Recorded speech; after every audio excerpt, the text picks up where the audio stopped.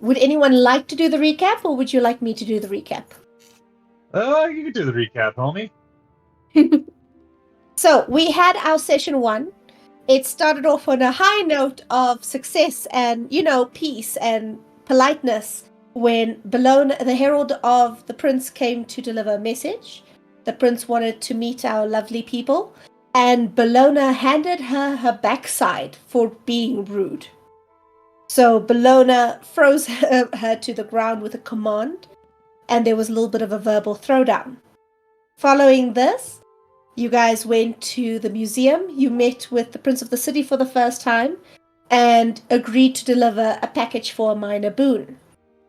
The acting prince of the city, Drusilla Kane, was welcoming and friendly and instructed you to hand over the package only to Mr. Riggs, which Vex took very much care to ensure happened exactly as specified. Unfortunately, while your instructions were still being given, some visitors came to the museum after hours, and a couple of gurus came through the windows. You guys managed to get away with the help of the prince, while they engaged the puppy dogs for a little conversation, and tearing away were followed home by a very suspicious car with gold markings on the sides of the doors. You got away, and then the second car managed to catch up to you, but you managed to survive long enough for Vex to instruct her servants to not get involved in anything dangerous whatsoever for the entirety of the night. While Thomas proceeded to equip you guys with half the armory of the US Army and stack the car full. You went to the nearby Georgetown Museum, where you met a very, very creepy man who was not the friendliest of puppy dogs or vampires or whatever he is, and he took you for a shadowy walk. You walked through a shadow and ended up in a sealed room with a very beautiful but fragile lady and a very friendly Baron von Riggs, who invited you to a meal, but unfortunately Oliver had eaten and declined his invitation. You guys then happily went on your merry way for the evening, and I'm presuming went straight back home. Yes. So long as we aren't followed. So long as you aren't followed. Did I leave anything out? I think that's about it, Chief. Okay. The snack pack was red. I would like to The take. snack pack. I would like to take a moment to point out one of my favorite things from the last session was Bellona dragging Oliver away while he just flips off. Yeah, Oliver, unlike everyone else, was like, "Oh look, werewolves, run!" Oliver was like, "Oh, werewolves, run towards." Oh god. I'm Brewhog. We're all about the fighting, yo. Fisticuffs with Farrah. Won't be none. But yes, it is now the 16th of September. Tonight is the official seating of the Prince of Washington. Until now, Drusilla has been only acting prince. And there is a special Elysium being held for this purpose. So, who wants to wake up first?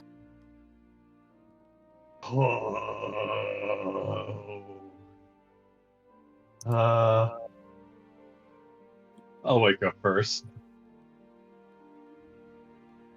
Okay. Go for it.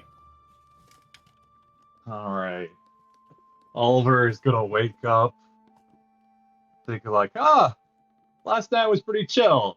And then remember all the Garo that was there. It's like, oh yeah, that happened. Fun. And he's just gonna go outside and kind of patrol the area to make sure no one is being sussy.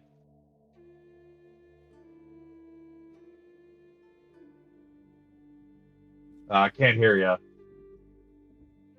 Sorry, I put my mute on to cough. It wasn't, last night. It was about a week ago. But any patrols you did for a night or two, you kind of saw a car on the road outside the house, but it never really seemed to stop and bother you. And after a night or two, you didn't see it anymore. Okay. That's sussy. Sussy bugger. Yes. That's what I was mouthing the entire time. You smell like a bug. Oh, my lord. Sorry, I'll stop. Also, Who wakes up next? just to let chat know, I mouth things a lot, like when other people are talking, because I have like ideas in my head that I want to just say, but I don't want to say and interrupt people. So a lot of times, if it looks like I'm talking and you're not hearing anything, I'm probably not actually talking. I'm not actually talking. Okay, so Oliver is doing a quick patrol when he wakes up. Okay, anyone who's next?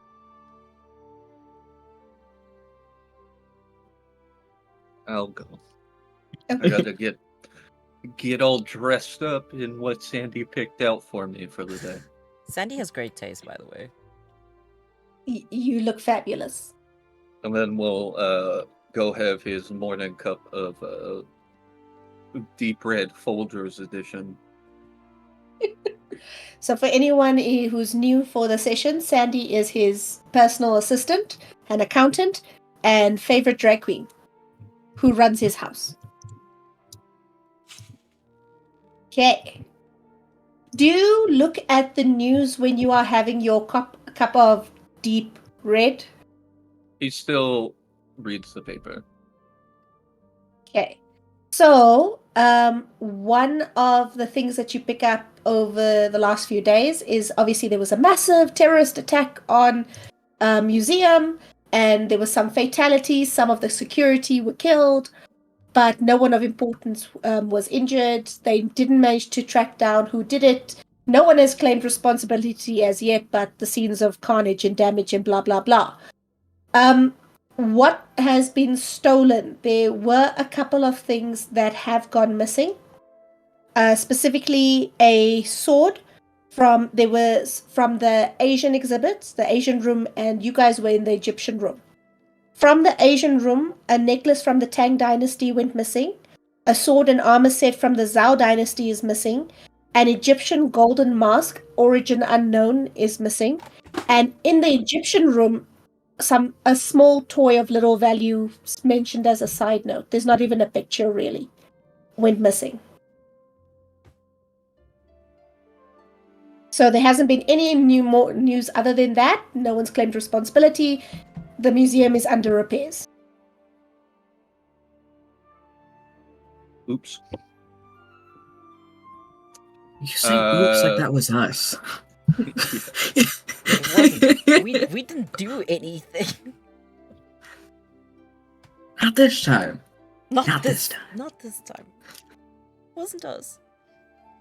I will fire off a text to the boys each individually, since we don't enjoy the benefits of group texting in the year 2000 yet. We're about 6 months too early.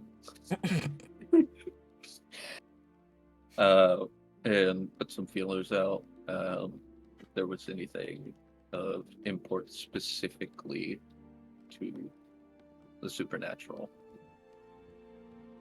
Stuff in the Amongst museum that. got stolen. It's more, the talk is more, holy crap, somebody actually attacked one of the prince's private Elysiums. Like, it's not the general monthly Elysium. It is one of the more, this is mine and this is where I run business. Oh no. It's a terrible way to start your reign. Yup. Oh, Yeah. I need to meet with Patrick, so I'll have to send off a text to him.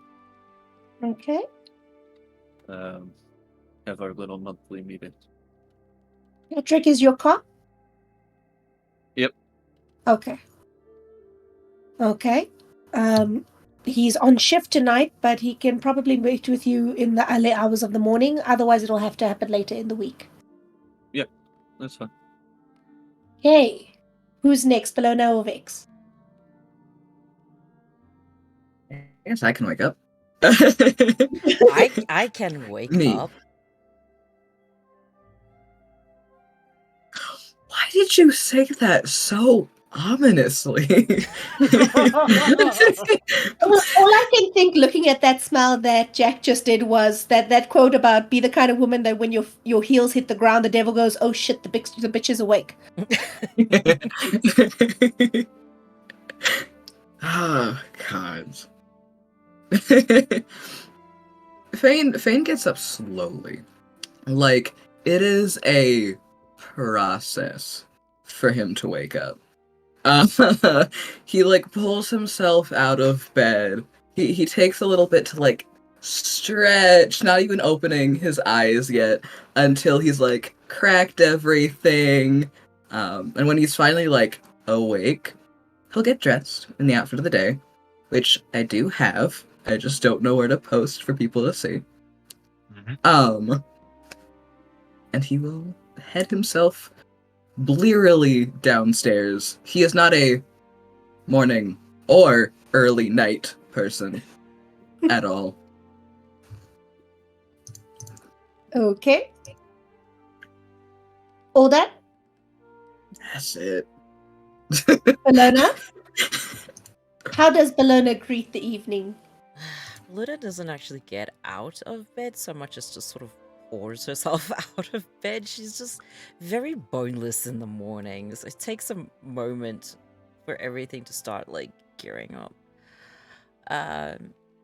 And once she's up, she'll just like sort of pull on her, because it's her. She obviously has like this royal dark silk robe that she slings over herself and makes her way in her heels, because she refuses to wear anything else that isn't heels, to the kitchen. That's where she's gonna slide herself. Okay. So, with the exception of Oliver, who's gone on a short patrol, the rest of you have gathered in the kitchen. I So, need a Yes. little red to wake up.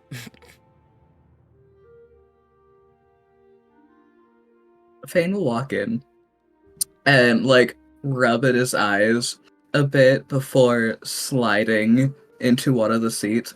He doesn't even bother, like, trying to, like, grab a cup of blood or anything like that. It's just slide into seat, head down on table. while he's face first on the table, Silas is Fane's servant, kind of looks over, grins, and places the teacup with your deep red. Your blood is placed in front of you, nice and warm, and he offers Bellona, like literally looks at you and offers to get you a glass as well. And if you gesture yes, he'll pour you either a wine glass or a teacup, whichever you prefer. She just like nods gracefully towards her wine glass. She tried the teacups, it's just not her style. To her wine glasses, and then sort of folds herself into. I'm going to assume there's a comfy chair somewhere there that is not a bar stool. Just like wait for her for her The blood. bar She's is like, so low. this is too. I don't have energy for today, and it just started. I'm just imagining this teacup, wine glass, and then a mug for Thomas, because I presume Thomas would have a mug. His Yeah. mug is just manners matter. Or, you know, Capri Sun, a juice, a black, Capri Sun, a blood pack. One of the three. The Capri Sun. Gotta have my snack packs, my Capri Suns. Has anyone seen And Oliver then- yet? Oliver enters. Alright, so here is the jib jab. We had a car kind of like falling all over us, but they have not shown up in a while, so I think we're safe. Oliver, wait, let me have my let me have my glass first. This is a lot first thing in the evening. It's like there's three very not morning people or evening people, and then there's Oliver. I'm just ready to go. I love that. wake up crimes. Silas literally, when whatever Oliver's preferred drinking vessel is, or if you prefer drinking from live, he wouldn't offer you if you preferred to go, find a human. But he's kind of doing the serve breakfast thing. Does Oliver drink from a vessel or does Oliver drink from a utensil? Utensil, definitely. I'm guessing a mug. Mug. Two mugs. He's got just a big old mug that's just like kind of like one of those German beer mugs. He's just like sipping on it. A stein. No, we have wine glass, teacup, mug, tankard. Yeah, I was about to say that's a fucking tank. Like you walk in and Silas is just holding it up already, ready for you to take it. It's amazing. Vex, you feel a little bit of something dripping on your hand. Look Oh. down. Your teacup has a crack in it. It did not have a crack when you picked it up.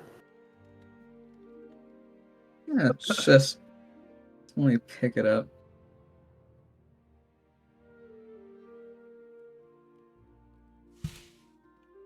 Silas, Yes, ma'am. this is the third one this week. We're gonna need to order more. I'll take care of it. And he takes it, serves you another cup, and goes to go order teacups in another room. Thank you.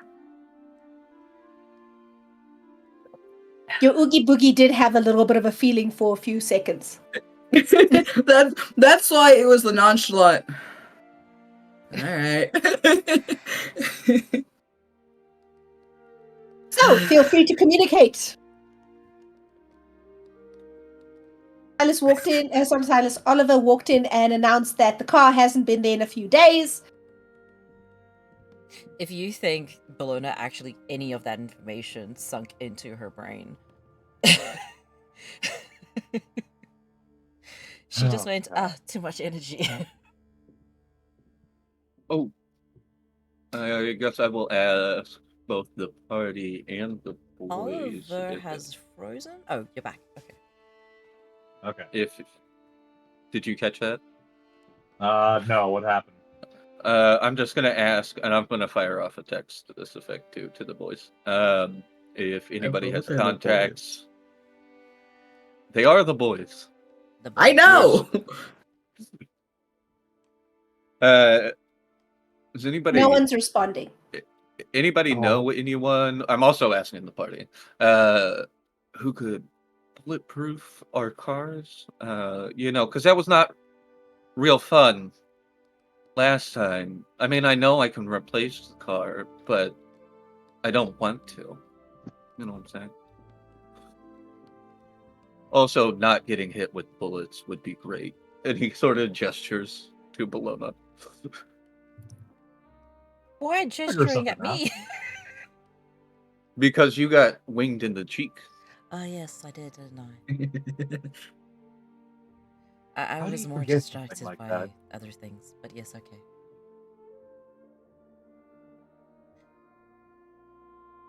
Oliver? I can probably figure out some stuff with the cars and everything. Just give me like a few hours with it, and we can get that all settled. Perfect. I love learning people's skill sets. It's definitely not a skill set of mine. I'm curious, what is your skill set? Who are you asking? Towards Bellona.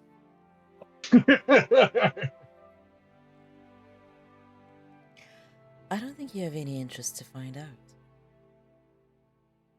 I think I do. I asked. Yeah, Fane's they looking asked- at you with, like, genuine curiosity. This has not been a slight. It's not a dig. It's legitimate. I want to know. She's answering honestly. From what I know about you, I really don't think you wish to know what my specialities are. Well, now I'm even more curious. And I'm also curious as to what you think you know about me. I'm gonna stand up slowly with my cup of coffee and just excuse myself to another room. Oliver is just gonna be taking the chair and just sit down with the mug. So, no, Pardon please me. go on. I had some phone calls to make. Have fun. Bye.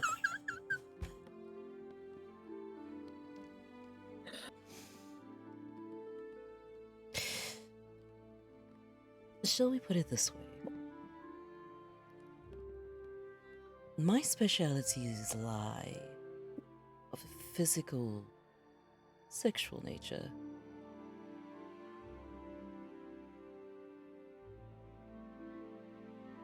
Would you like more detail? I'm waiting for the bad part. You strike You- me as you- someone you- who might not be interested in this sort of topic. Maybe or I'm perhaps not. even uncomfortable. Oh, no. I would be uncomfortable participating in most cases. But hearing about someone's skill set, it's a skill set like any other. We can say that my expertise lies in persuasion.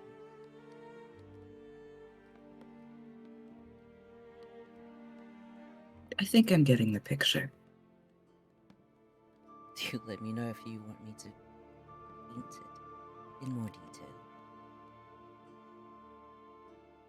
Maybe later. If the time arises. Sounds like a plan. And then I'll just turn back and just...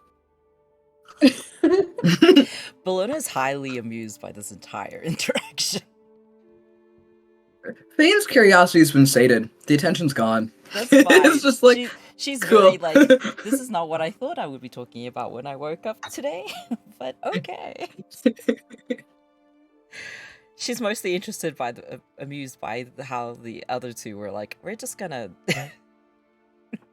remove ourselves. Oliver from the sat down situation. to watch. And then Yeah. Thomas was like... Yeah. I got calls.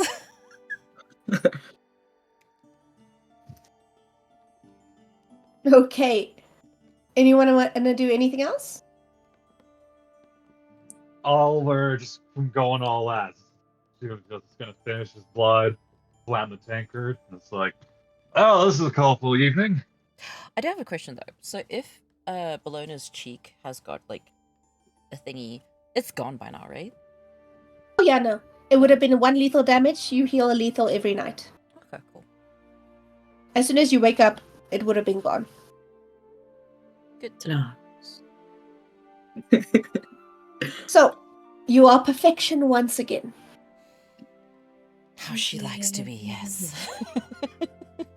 Gotta. So, your invitation did come through a few weeks ago on behalf of the Keeper of Elysium. Arrival is anytime from 7 p.m., but the actual seating will be happening at midnight. It is, like I said, the 16th. It is not a full moon. It is a crescent moon in the sky. And it is at the Lars Anderson Historical House. It is this beautiful, beautiful venue that can be hired out, and it is owned by one of the vampires in the city. It's the regular Elysium location.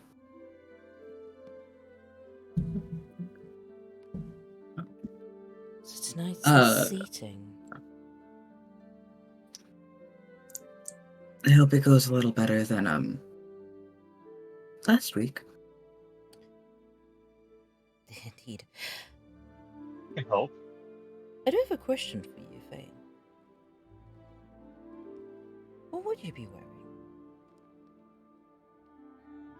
Oh, goodness. That is a good question.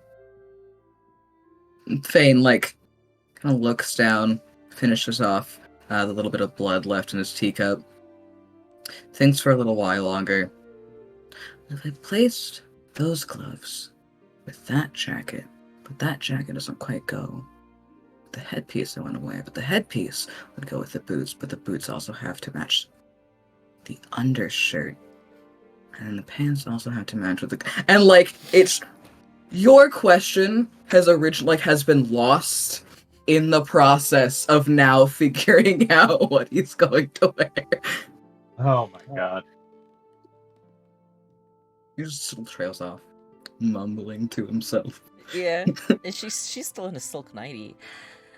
And Oliver, dear, what would you be wearing? Me? Yes.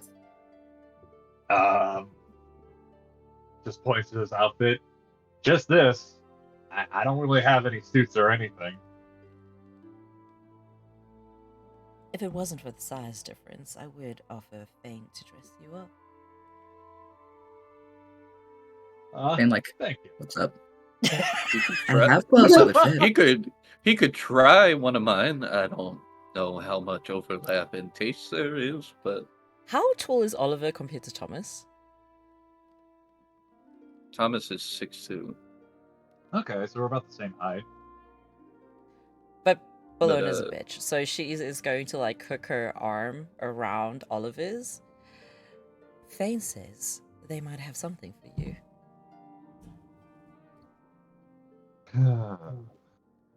And she's going to start dragging Oliver after Feign. Wait, what? Hold on! Wait a minute! Hey, hey! We could get you to dress in something a little more mundane from Thomas's outfit, but where's the fun in that? Bellona uses drag Oliver. It is very effective. Oh no! Feign, as they're walking, is like, oh, I have things for everyone if anyone ever needs an outfit. I have multiple outfits for Oliver. I have outfits laid out for Thomas. Bellona, I even have some for you if you were ever interested. Like, as they're walking, just like, no one's safe. Oh god. Bellona has her wardrobe, though.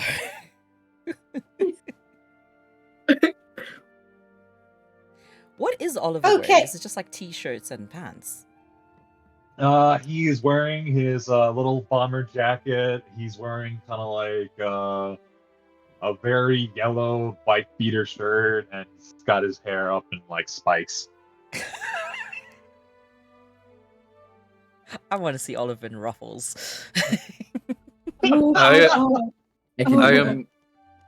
I am convinced Sandy has not seen him yet, or has already given up on him. On Oliver? Yeah. Yeah. No, Sandy has zero issue with Oliver's aesthetic. Sandy literally looks at Oliver and is like, I don't work for him. He's a grown-ass man. He can get what he wants. Unless he's being dragged around by his housemates. Like, he can do what Listen, he wants. he is not linked to Sandy by association, okay? Zero fucking issue with what Oliver wants to do with his life. It's only me. I am Knuff. You are Knuff. Bellona is going to look over her shoulder at Thomas and be like, are you coming? Like, join the show. It'll be funny. Oh no. Why not? Fashion montage before the... Yeah, it's the dress-up montage. So what does Feign end up putting Oliver in? I'm so glad you asked.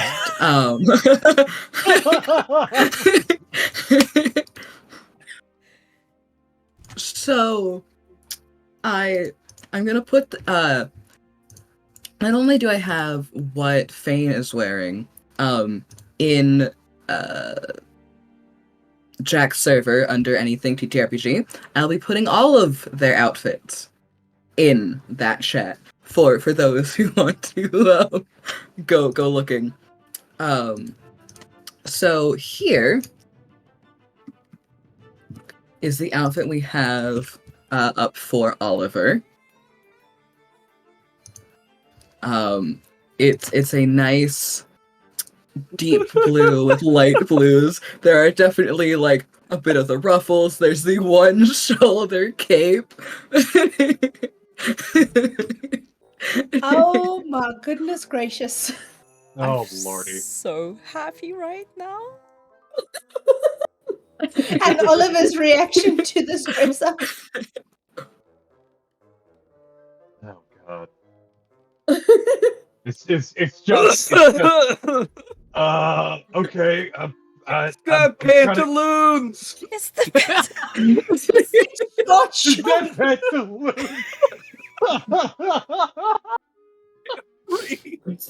Oh man. Did they even get Oliver into this clothing? Look, I feel like if Oliver like tries not to put anything on, Bellona would be like, I mean, do you need help? Like, she'll straight up threaten to take the clothes off herself. I am good. I am good. Do not threaten me. He's just gonna like take one of those like dresser I feel like things. this happens several times a day. Just Yes. Everyone else dresses so fancy, and Oliver just like, I'm just gonna wear what I wore yesterday, 3 days ago. Somewhere in the house, Sandy is busy with some paperwork, not even in drag, in like normal street clothes today. And as Oliver walks past, Sandy has this moment of, check yourself before you wreck yourself. And then carries on down the passage. What's that supposed to mean? It means you're a mess. I am not a mess.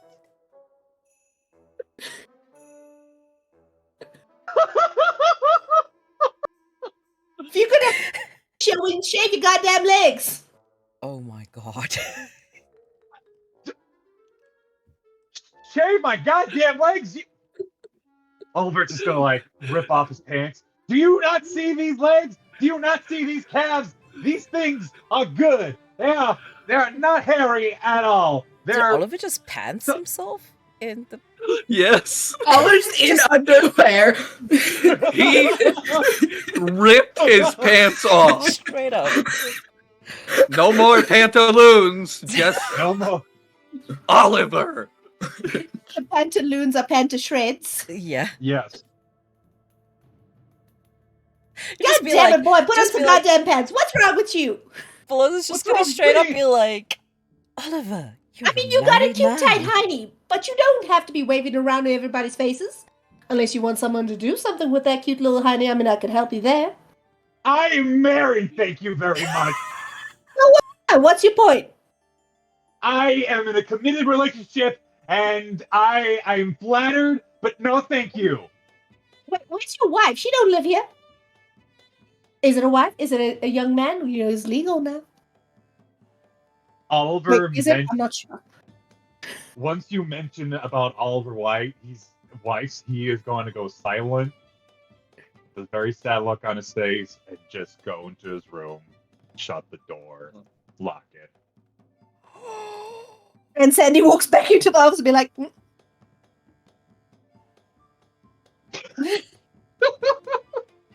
I'll slide the extra pair of pants to that outfit under the door later. I love Feign's priorities. I love it. There's nothing else he can do about that. The pants he can fix. The emotional trauma he can't. Andy is savvy. He will just go over towards Oliver's door and just slide over More the extra Pantaloons. pair of pants. Underneath "It's the all oak. cracking open." Oliver takes the pants, just slides a note, says thank you. And Feign will walk over to his next victim, who is Thomas. I'm already. Thomas is There you dressed. go. Sandy sorted that as soon as the sun went down. Oh, well, I know. You Bellona have is options suspiciously now. not there anymore. My victim radar. Let's go. For anyone who's here for the first time, Sandy is basically Latrice Royale. Oh, Sandy so is a big black drag queen with more attitude than anything else, including hair. beautiful. Attitude than anything else, including hair. Mm-hmm. Okay, does Oliver actually wear the pantaloons part 2? Yes. Oh. Oh dear lord. I love Oliver so much. I know. Bellona, do you want to describe your outfit before you all head out? So, Bellona's actually wearing this royal blue dark, almost evening gown that doesn't have a corset because she doesn't like corsets, which is very ironic because I'm wearing a corset right now. And it has a lot of like sort of silver filigree with black accents on it. So every single time she like moves, the fabric has this sort of like sheen that catches the light just so. She has half of her hair up, braided beautifully with little gems stuck through it, and the rest of her hair is just all the way down, and she has a jeweled necklace that points down to her cleavage, and gorgeously done long nails that look black, but if you look closer, it's actually really, really dark blue. So yeah, and stilettos, of course, stilettos. Need to have those click clacks. Actually, Okay. aesthetics. Says Feign. Huh? Feign has like the aesthetic. Like, What? So again, you guys are welcome to take this anywhere you want. You can go straight through, you can go somewhere else, you can lick around the house in your PJs for all I care.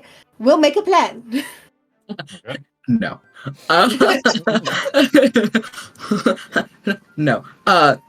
Feign spends a while getting ready. Like, Feign is probably the last one ready. This motherfucker takes the time to go full send. The most luxurious fabrics, the most luxurious patterns, the most intricate detailing, only the best color combinations. Like, nothing is to fall short with this outfit. His hair, immaculate. It is curled to perfection. It is framed just so and kept in place by pins and hairspray and everything to keep it from moving. But it's not too much. So it's not like crinkly hair. It still has that soft look to it.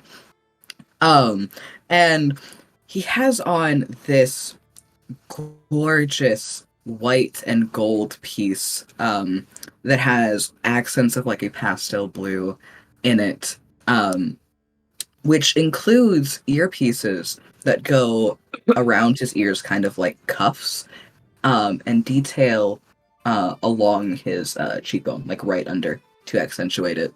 And it's a full scent. And he smells of vanilla. of course, By the time he is done. Does.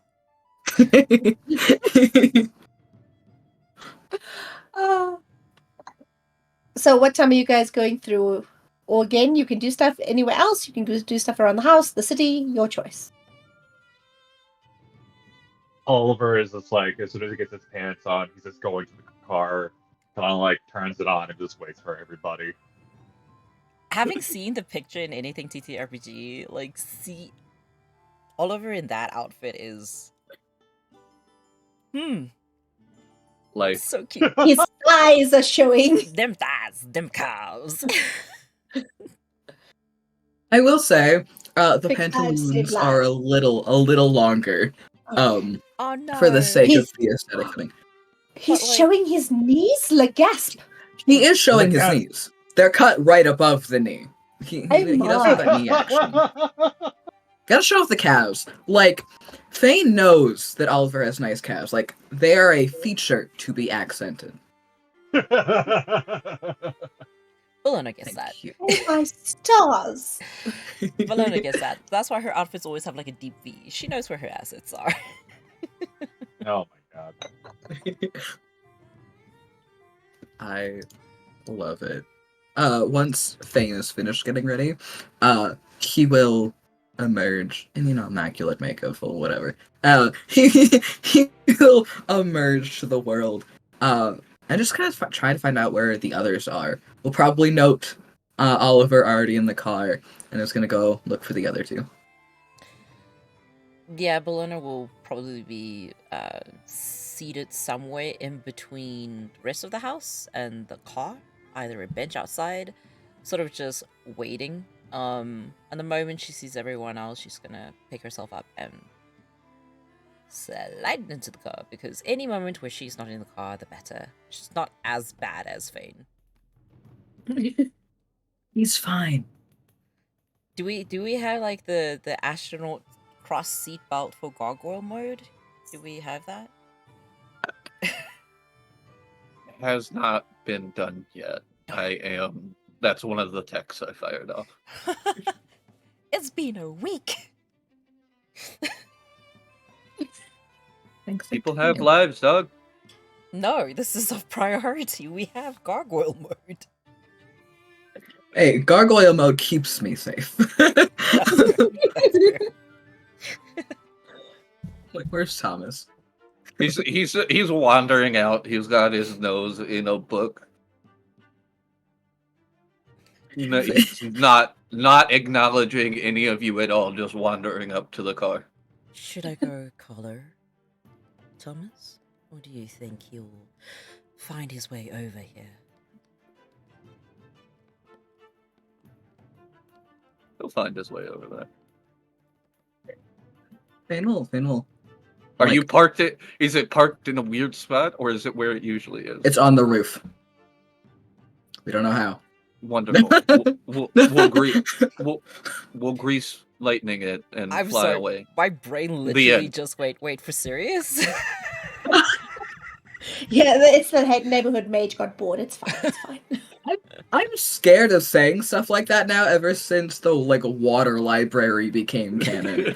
I feel that gave my words power. Be careful what you say around Nicole. He just had- because... Chaos He had goblin. Had a car delivered by helicopter to the roof. It also Hey, was yeah. taken off by helicopter. It looks nice there. All of you pour into the car. I just need to Oh. know where you're going. Where are we There going, is- guys? There is yeah? one thing before we get in the car. The second Feign locks on to Thomas, who is reading, it's just like light bulb on, and it's just crouch stalking mode over towards Thomas.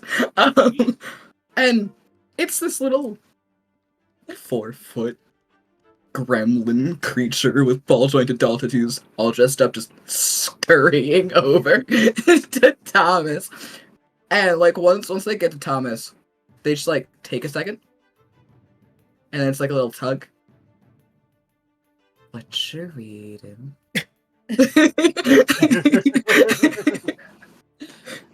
It's an anatomy journal. Learn anything new? No, not really. I've been around for a little while.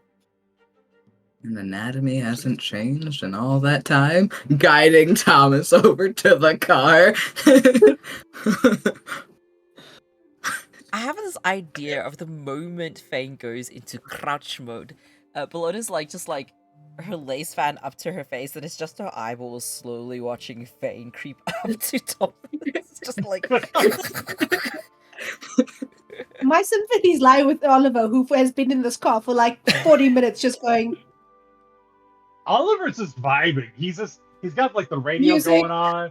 He's got music going on. It's some pop music. see, Oliver you live- knows these fucks. He made his choice. Yeah, I've I've made my bed. if it's one of the cars I bought, there's a big binder of CDs. There's no theme at all. Just it caught his eye and he bought it, and now it's in the binder in the car. oh my gosh. I think we'll eventually make our way into the car, though. Yes. Yes. Yes. Blaine leads Thomas to the car, shoves Thomas in head first. Bellona swans into the passenger seat. Feign gets into the car, and then as soon as seated and the engine starts, goes into gargoyle mode. We know the drill. You need to hold dead still. Another door. Looks straight ahead and prays you that you guys don't die in a fiery ball of flame and crashing. Oh, bold of you to assume he has enough thoughts left to pray in gargoyle mode. The lights are off and nobody's home. So where are you guys going? Are you going to Adam's house? Sorry, Anderson's house. Should we go to Anderson's house? Do we have anywhere else to go? No. I don't think We so. don't do much. Yeah, Homebodies. we are. We You spent enough on making a nice house. Yeah, we stay in the house. If we have to go somewhere, we're just gonna go there. There's no other like detour. Like, we're Good, gonna do stop the for thing, come frozen home. yogurt. Oh my god, stopping for froyo. None of us can eat it. We just want it. We just want to look at it for Oh my a little while. Yeah, aesthetic. look at it. So you guys drive to the Laz Anderson house. The house itself is very near Mission Dunport Circle. It has a beautiful view of the river. It's near Arlington Cemetery. It's fairly central in Washington. Like it's one of those prime locations. The house itself is a gilded mansion. So imagine somewhere where the Great Gatsby would, spend his summers. It is beautiful. It is this 100-odd-year-old gilded mansion. It is 3 stories of splendor, 2 wings. There are elaborate gardens at the front and the back. And when you go inside, everything is marble and gold gilding and chandeliers. It is clean. It is brightly lit. It is just the stunning, stunning venue that takes you back to a different age once you walk through the doors. When you guys arrive, there is obviously there's a security check, but it's not as thorough as the other one was. But you do know the rules are do not bring weapons into Elysium. So there is a checking point where you can check anything you'd like to check for the evening. There are some ghouls dealing with that. When you walk in, you see pretty much every vampire of the city you know, or you recognize quite a few faces. People are ranging from Velvet, who's in a leather bustier and a denim jacket and jeans and boots, to Velvet is a prominent member of the Bruges community you would know of. And on the other side of the fence, you've got the most stunning outfits and gowns and ball gowns on quite a few of the Toreador and the Ventru and the Tremere especially are in force. There's quite a few Tremere in the city. It's a substantial presence. So no one has a strict dress code. Some people came to the nines like you guys did, and others arrived and simply did not give a fuck. You do notice that there are not as many Nosferatu as you think are in the city. Where they are all kind of congregating together. They're not spread out and mingling as much as they normally would. I have a question. Yes. Can I see Pasha? Not at this moment. You don't spot her. Pity. Yet. It's for the best. You don't spot her yet. Vex is hyperventilating. Operation Interception. I will This say, is not the time. I will say, Feign leaves all weapons in the car. Feign has lost all faith in the weapons check system. I just want to mention one thing. Your weapons and equipment that you left in the museum last week were returned to you within the course of the week. Okay. They Still came has back. lost all faith. And Feign walks in, like with everyone else, but standing with Oliver, as though Oliver is an accessory to their outfit. Love it. Just drawing a couple of looks. There are a couple of eyes on Oliver. It's the calves, isn't it? Them calves. No, them calves. People are eyeballing them calves. There is a very friendly looking man. He looks like he is at least partially Native American, and he's got a bolero tie, I think it is. Mhm. And he takes one look of Oliver, and he is bent over laughing in the corner. He is cackling to himself in the corner. Oliver, it's Philip. It's Philip. I love it's totally it. Philip. That's Hey, my Philip! You laughing about? worried? Just straight up, hey Philip. You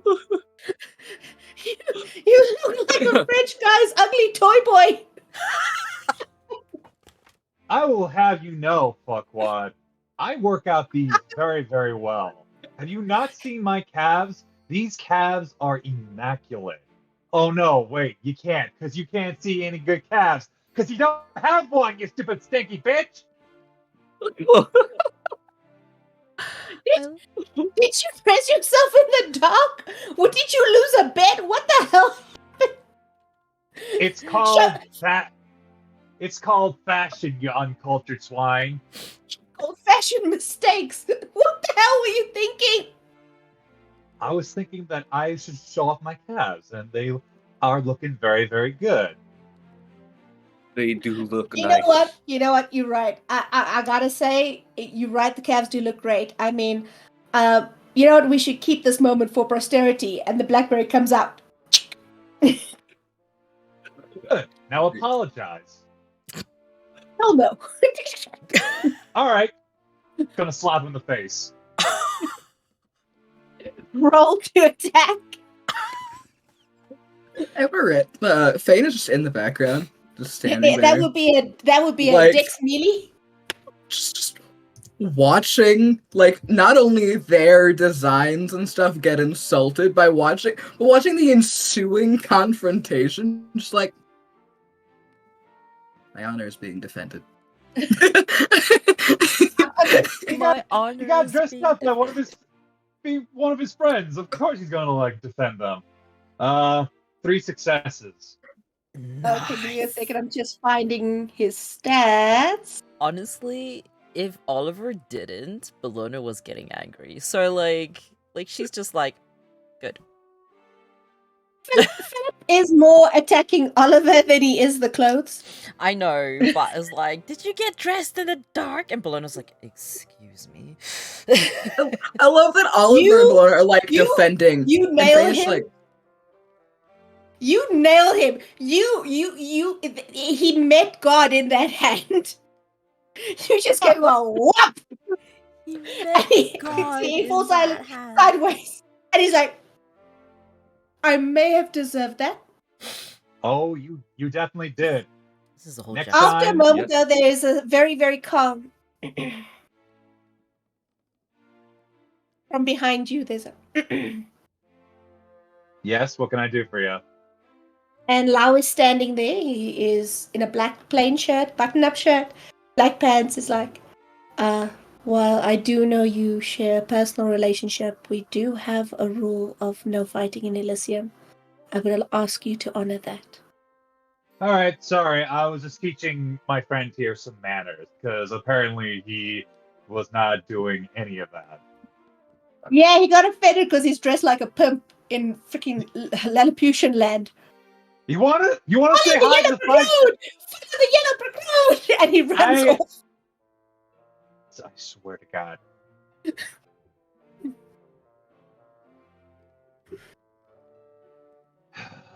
Oliver is just like,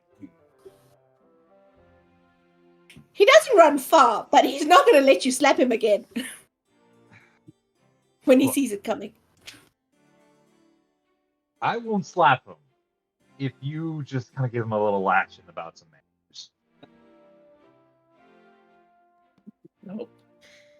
Can I just say, You- like, that slap was you- very... Sorry.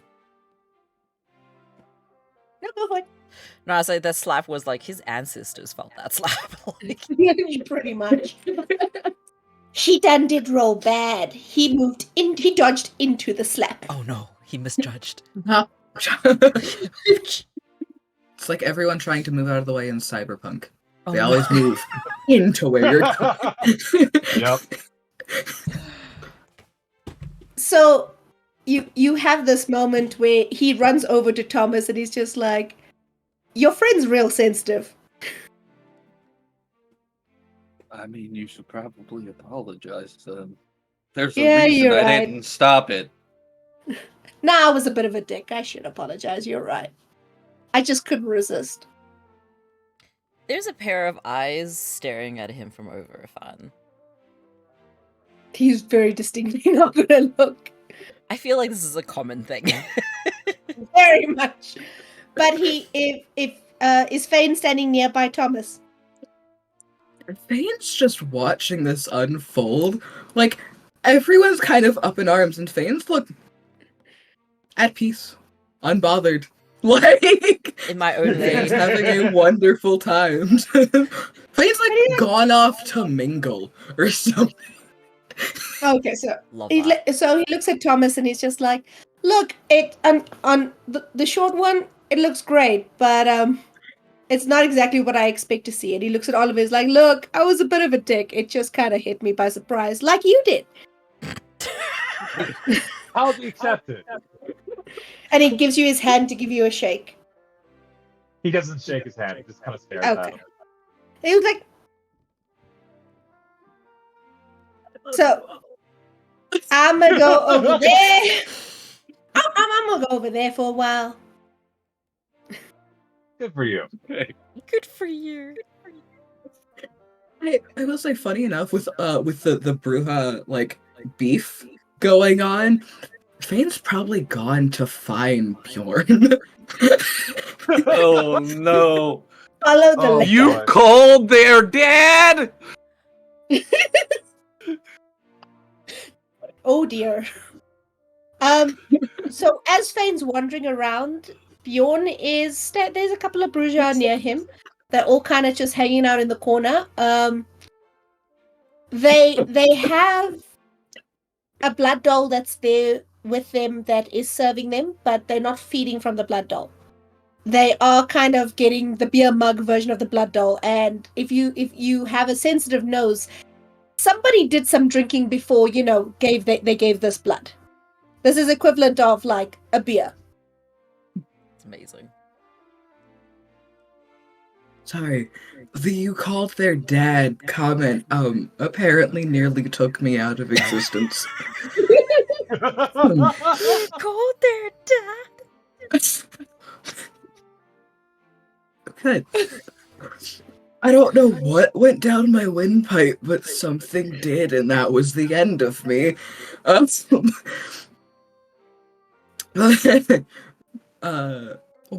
Feign is like sussed out, where Bjorn is, Feign will give one kind of last look over at, like, Oliver, his friend, like Thomas, and I'm just like, hey, they're good over there. Like, Bellona already glaring at someone, like, yep, this is how this goes.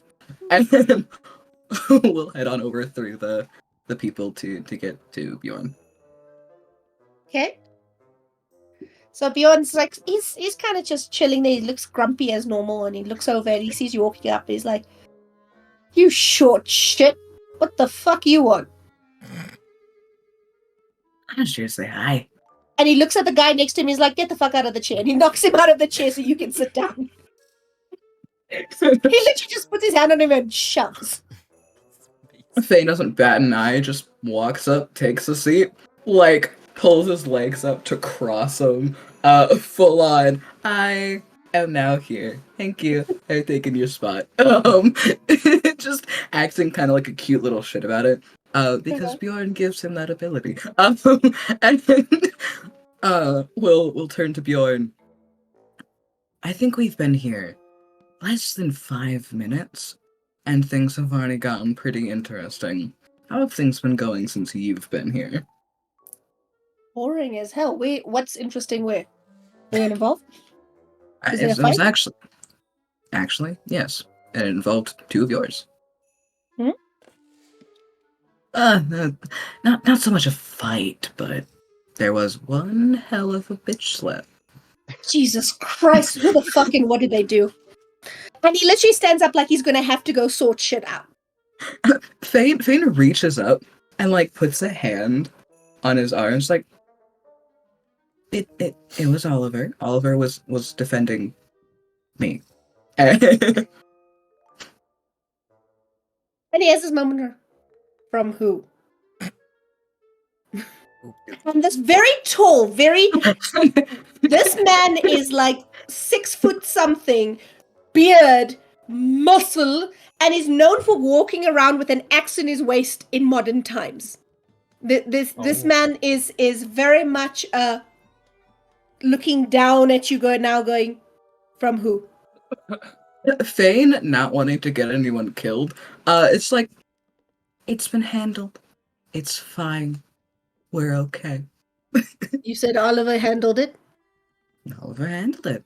Kind of looks up to see Lau if he can didn't like spot that where so much. Oliver is. He's going to look up to see if he can spot where Oliver is in that sense of, if Feign's not going to tell me, somebody's going to tell me. Oh shit. Feign didn't come over with the intent of tattling. Feign just wanted to say hi to Bjorn. Oh god. You use the phrase, he defended someone for me. Yep. Feign has Here we realized go. their mistake, but there's nothing they can do to stem the tide now. So Feign just points out Oliver because Bjorn's gonna find him anyway, and just sits back comfortably in the chair. Oops, Oh, mistakes have been God. made. Oh well. There's You're nothing so- they can do about it now. I'll be right back.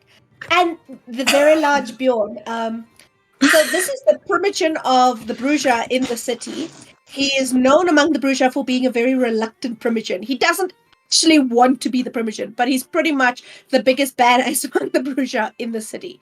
God. He's basically Torvald from Game of Thrones. He is redhead with this massive bushy beard. Occasionally when Feign or Amorette comes to visit, his beard gets neater because I'm pretty sure Amorette would be like, let me fix it for a second. I have a question. He is 6'6" tall, shouldered, tattooed, and he is not dressed to the nines. He actually looks more like a dock worker. He's got a shirt, he's got a jersey over the shirt, he's got a little, comfortable leather jacket that looks worn. It actually looks soft. It doesn't even look stiff anymore. There's a biker patch on the back of the jacket. He's wearing jeans and boots. He's like the most chill dude. Except So for he the fact comes that over he's to bearing Oliver. down at us. He's like this most chill dude, except like he's literally like stalking He looks towards us. slightly. He looks slightly miffed, and he's heading for Oliver. Well, here we go, guys. It was nice knowing you. Bellona's just gonna stoically put herself right next to Oliver, just gonna be there.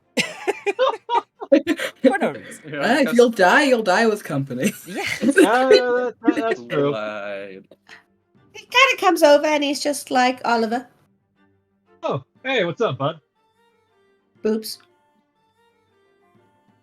And it's not for him. It's not an offensive thing. He's just like, there's a lot of cleavage. I know they're quite prominent, but I do have a name.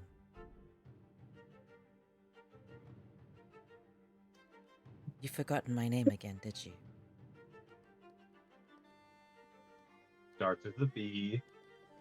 Gonna Barbara? lean forward, put her nails like right on his chest, like just as just to like steady herself, and with her lips right by his ear, just be like, Bellona.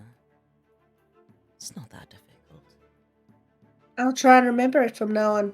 I appreciate the effort. Oliver, What's up? who the hell was fucking with Feign? I handled it. Everyone I'm not trying to saying you save didn't this handle man it. from death. I'm just saying I'd like to have a conversation with him. Don't worry. I gave him the 5 lessons. Okay. And I just hold up my hand. I gave him the 5-fingered lesson. I made him Okay. apologize. Yeah, you. And he kind of looks at you and looks down at you, and he's like, "What did you do to make him apologize?" I told him he should. Oh, if you're good at it, you're good at it. Are you sure this is handled? It is most definitely handled. Good Let's man. hope that we had Lao hovering at the time. Oh, he's always everywhere. I swear he just pops up. I know, isn't it wonderful? The face. If you say so. Well, Bellona, Oliver, Primogen. what's his name? He points at Thomas. He's like, "What's his name?" Thomas. Thomas. Oh, well, hope tonight doesn't turn into a shit show. I heard last week was pretty bad. Yeah, how does one let werewolves get inside here? How does that happen? Generally, you get a bunch of sneaky bastards, and they hit somewhere no one thought they would hit. And do we have anybody kind of like going on about that or anything? No one's been saying much, but I get the feeling no one's supposed to be saying much. Yeah. Wonderful. I don't well, wanna get you involved. wouldn't. Clandestine bullshit has never been my thing. Probably won't address it until a week at least after this. If ever. Not a great look for a just ground price. So Not a great look for the whole city. Washington's a golden apple, and if we look like we have space for a few worms, they're gonna get in. Have to play the game, keep the face up. I miss a time where you could just go out on a field and sort things out between yourselves and the other guy. Those were the Yeah, better days.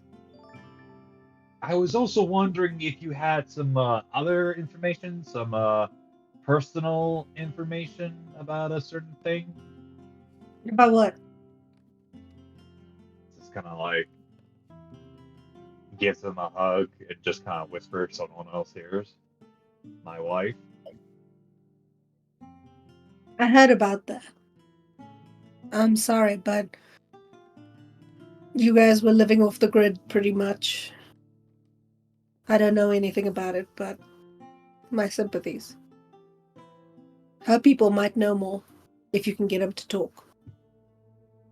Oh, I'm pretty good at talking. You saw what I did today. No, I didn't see it. That was why I came over to ask you what happened. Well, you know. Yeah. Okay, well, you all have a good night and keep your eyes open just in case. You too. And Bjorn wanders off.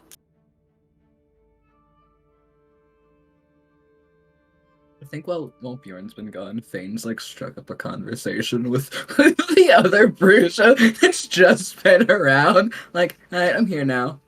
How's your guys' nights been? Like, what's been going on with you guys? At some point, Philip comes and collapses on the chair. Well, I was a bit of a dick and someone knocked the shit out of me, but I kind of deserved it. Fane will look over and just go, Don't mention that in front of Bjorn. Okay. He'll put two and two together.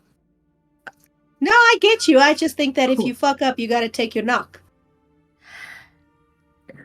If you want to go that route, I won't stop you.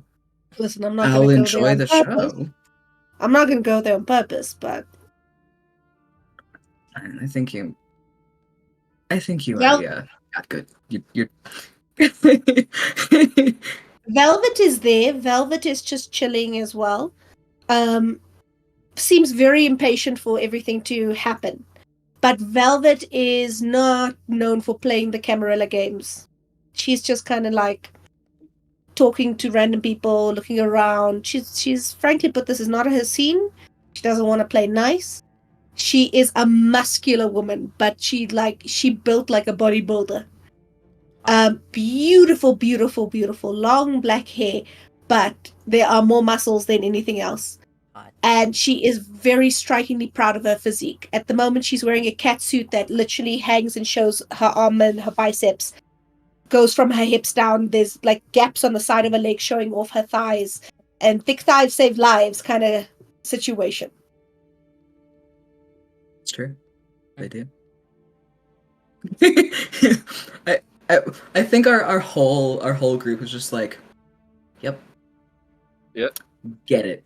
Yeah, really. Yeah. We all see her. We're all in separate parts of the room, and we're all like, get it. Yeah. Looking good. Respectfully. Goddamn. Yeah. Absolutely, yes. Just all the respectful eyeballs. It's great. Yeah. I feel like I just turned my whole game into Sims. Not simping, very much so appreciating the effort that took to get, and very much so appreciative of how proud she is of it. Oh, yeah. Like, yes. Velvet owns a gym. Shit. She owns a gym in the city. And yeah, it's very rare to see her at an actual Elysium function. So her being here is... It's kind of a thing that she's showing up, but everyone is supposed to be here because they're acknowledging the new prince as the prince. Mm-hmm. Sorry, I just looked over at chat.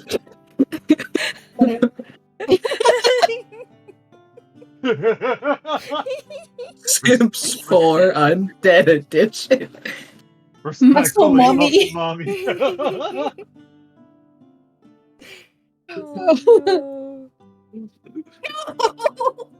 Yes.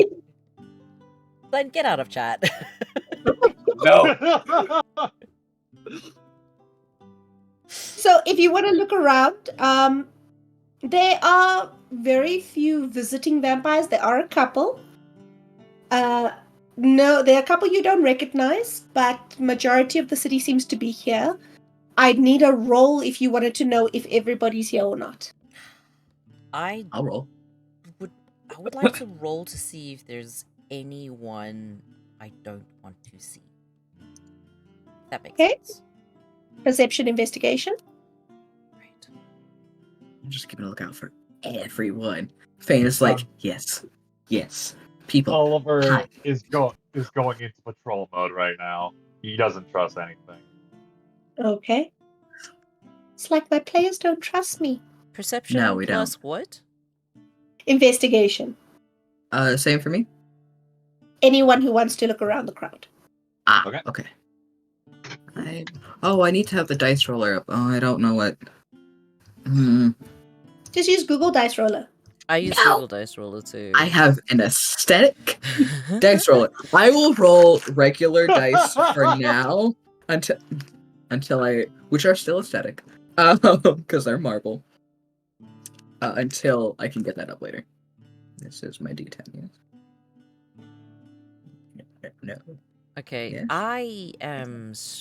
Where is investigation? Should be under knowledges. Oh, yes, no, there we go.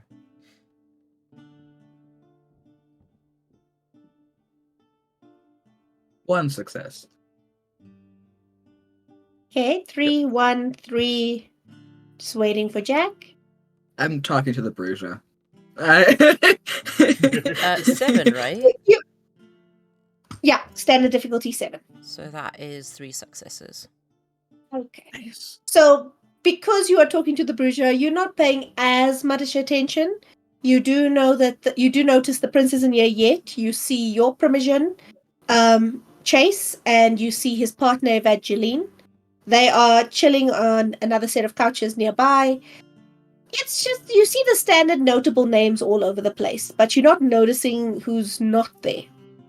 Those who got 3 successes, the prince isn't here yet. Neither is Pasha, neither is the Scourge. You do see the sheriff. The sheriff is looking uninjured for somebody who was in a pretty bad fight a week ago. You don't see any blatant injuries. She is wearing a pantsuit, a business pantsuit with a corset. She is armed. So unlike everybody else, she has got a gun in a holster on her waist. You're not sure what's in the gun, but you see she is armed. You do not see Adams. Mr. Adams is known as the Mad Bat of Washington. He is a Malkavian who genuinely believes he is Count Dracula. And he's not seen very often, but he does usually attend for something as specific as the prince's reception. All the Primogen are in attendance. All of them are lingering around the room. There's kind of a weird thing, though. There's something about the way the crowd is spaced out that is, it's sort of pinging on your radars that there's something, but you're not sure what. The layout is you guys came in through the foyer, you had your altercation.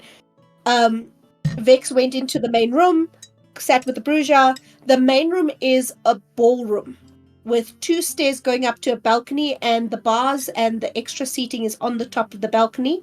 There is a set of double doors at the top of the stairs that are closed, but they're these beautiful double arching staircases that go up to the balcony. The floor is a beautiful marble. The music playing is very soft, very gentle, very jazzy. It's not like the typical strings and orchestra you would have heard in the previous Prince's Reign. It is a lot of Mama Cass and soft jazz and a lot of not electric jazz, a lot of eclectic jazz.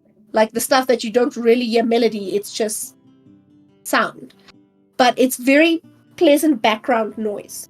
There are a set of massive glass ballroom doors that lead out onto an outer balcony that goes down into the garden beyond.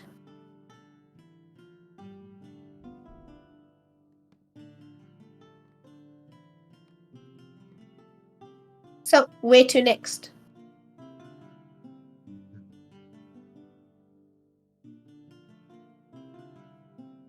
Would I know that the sheriff with a gun is normal, considering that this is a no weapon situation? The sheriff is actually generally armed wherever they go. Okay. They're kind of the exception to the rule.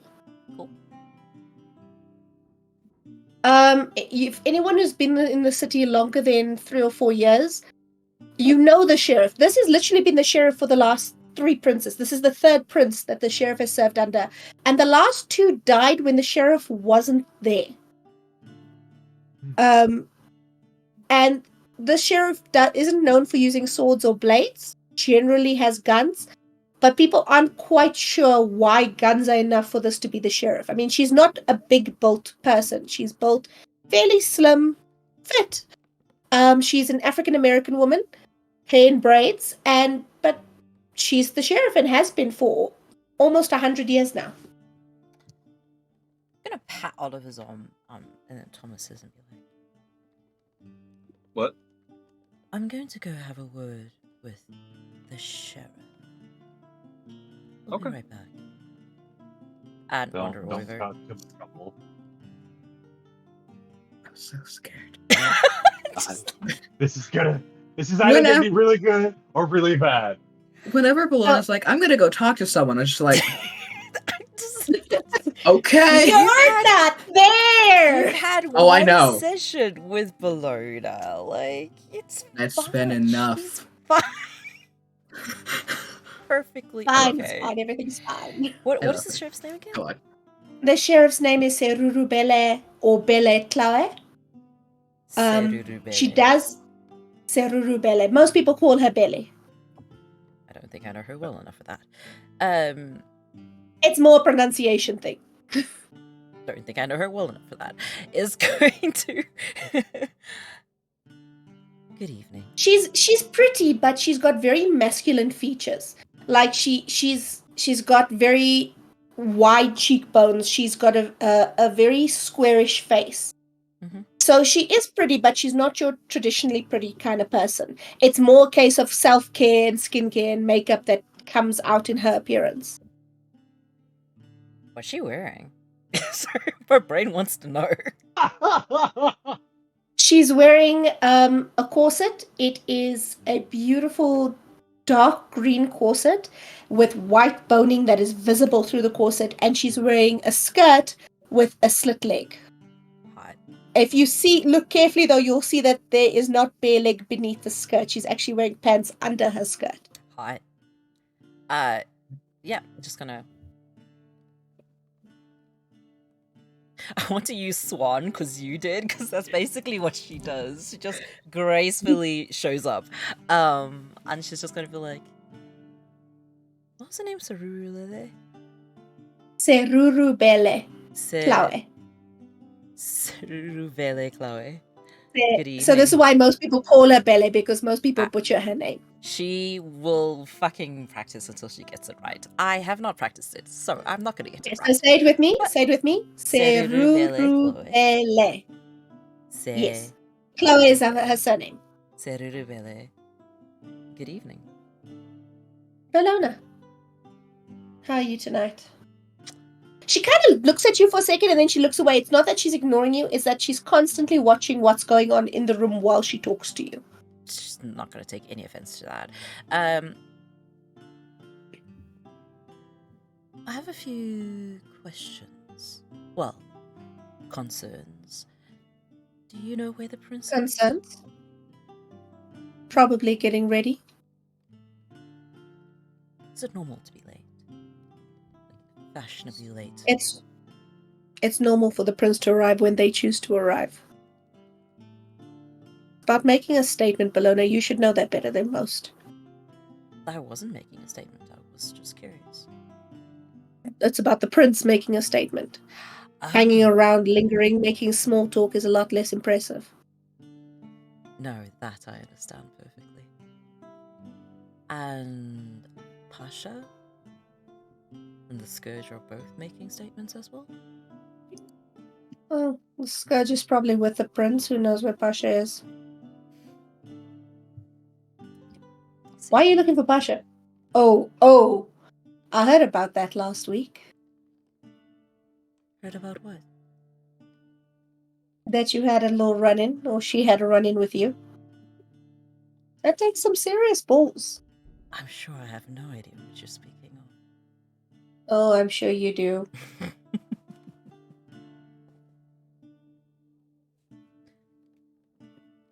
So tell me, what is it you're after? Right now, here this moment. We both know you're not here to make idle chit-chat.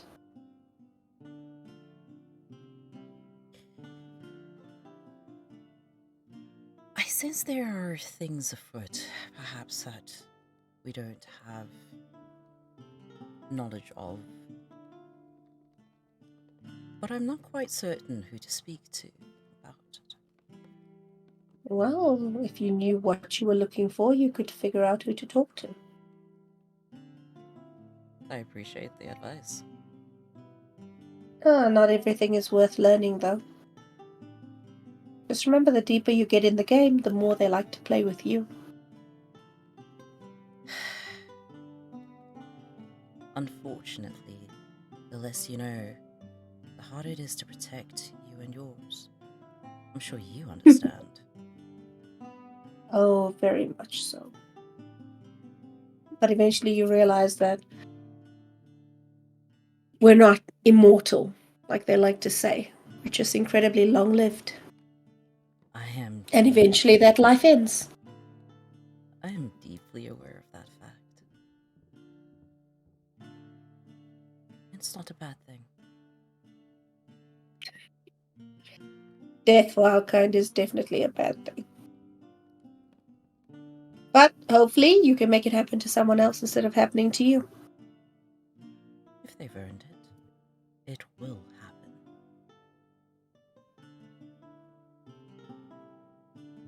So be it. Well, now, if we're done talking in riddles, do you actually have something that you're after? I think I've gotten exactly what I wanted. Thank you. And I'll get out of your hair now. You Right. are, after all, doing a job at the moment. Hate to interrupt. Not much of a job. It seems quiet enough.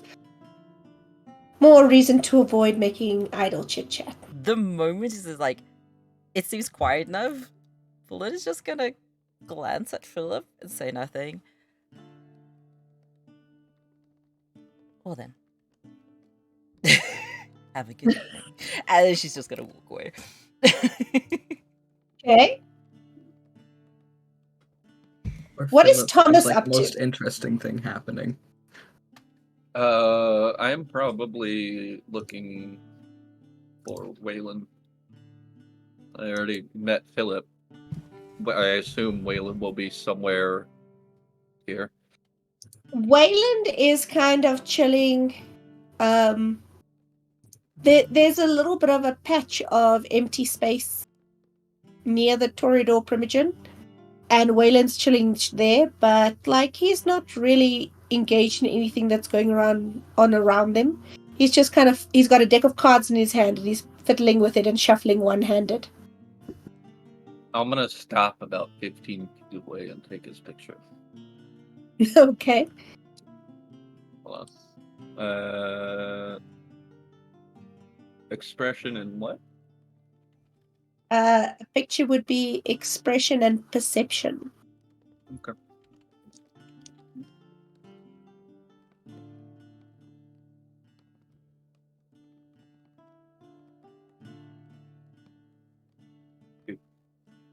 Okay.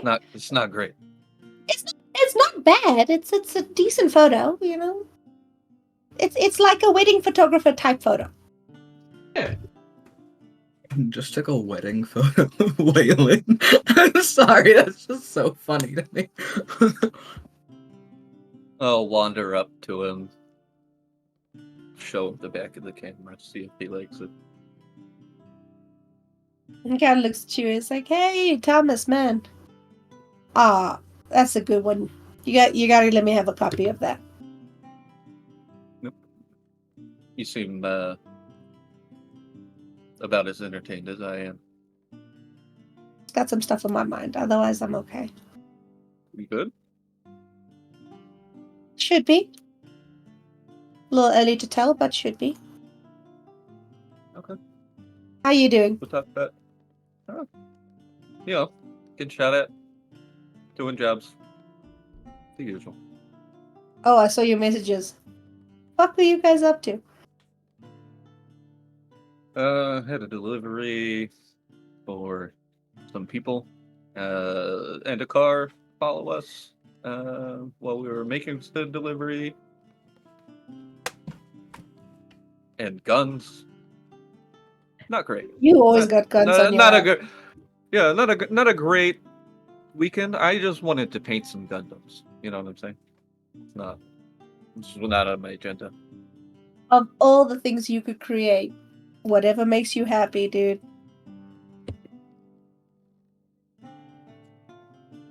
Art is art. Well, Whatever works for what you.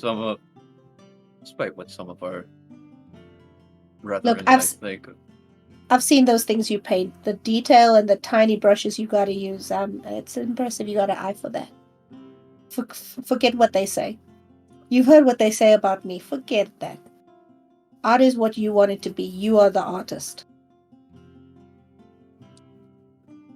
Speaking of, I got a show coming up. You should come see it. Yeah. Okay. Pretty big show. I'll make sure. Send the invite to Sandy. I'll make sure to bring my camera equipment. Great, I'd appreciate that. So what the hell did Philip do that he's dodging you entirely? Oh, he threw shade at Oliver, but it was unintentionally at Feign, and so Oliver smacked him when he didn't apologize, and then he ran to me, and I told him he should apologize. There's a reason I didn't stop it. So... Okay, so I've been stressed, but they're stupid, and then they're stupid. He makes choices, you know? They're certainly... Choices. Yeah, exactly. Damn. You've seen these weirdos walking around? Have I what? The weirdos, the visitors. No. a couple of them come by. Some woman, dark hair. Doesn't really talk to anyone.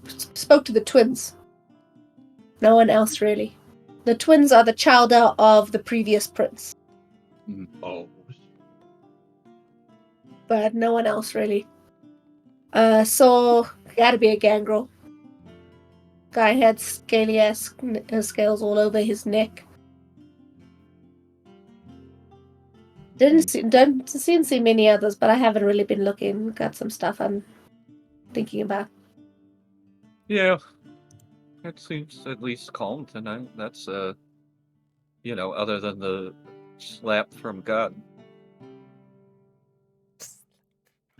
He fucked around, he found out. The slap from on high. Slap from on high.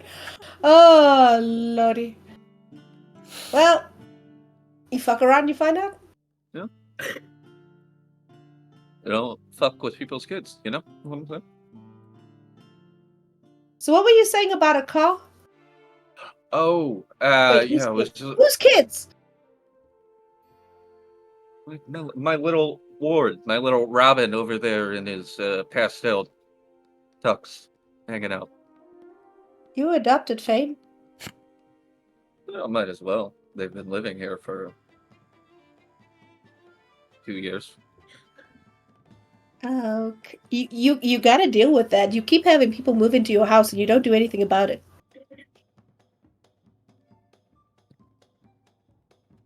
What else am I gonna do with them?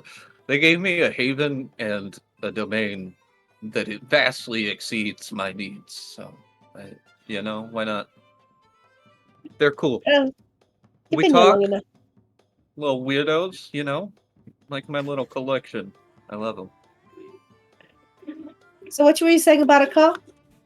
Oh, yeah, I was looking into, because of the guns, getting some light bulletproofing done on the cars, if you know anyone. I can ask around. There's probably a few people who do it. Somebody owns a mechanic. I need to remember who it was. Somebody's got a mechanic somewhere. I'll have to give it a think. But I know somebody can do it. Let me just ask around. I'll get back to you about it. All right.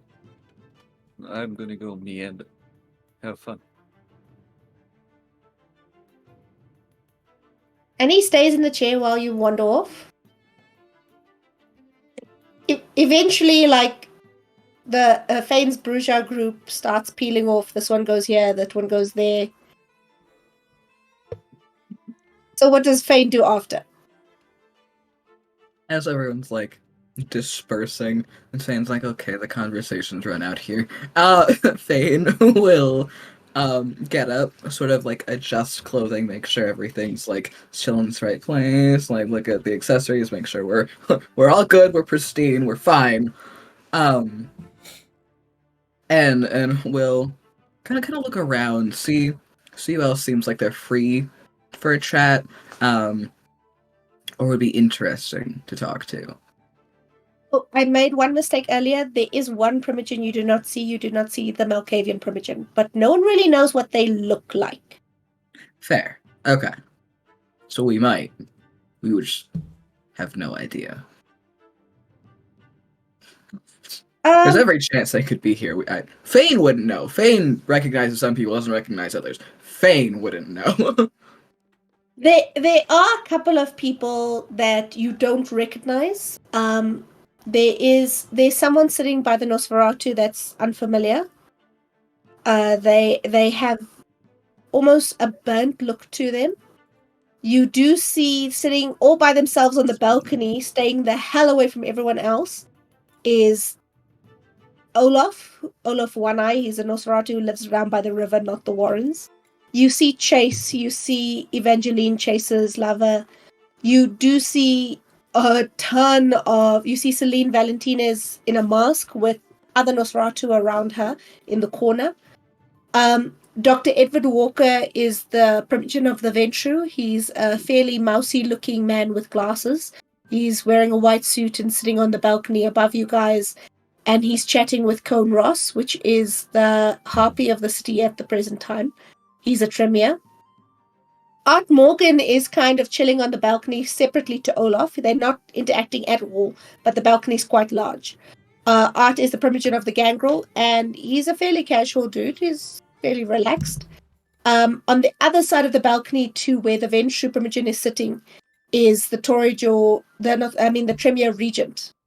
And she is a viper of a woman. She's an Asian woman, and she does not take shit from anybody. You don't see the Scourge. A couple of people are all over. Lau is flitting here and there, sorting things, putting out fires, greeting people as they arrive. You spot Paja. Paja is on the upper levels, and she is sitting and chatting with a Toreador you would recognize. She's a little bit chubby, but she's colorful hair, colorful shirts. She's a singer. Her name is Rachel Evans, and Paja and her are having a kind of intense-looking whisper argument from what you can see in the upper balconies. Can I try to take a little listen to that? You're welcome to try and get close and have a listen. Cool. Remember, your Auspex will help you. Yes.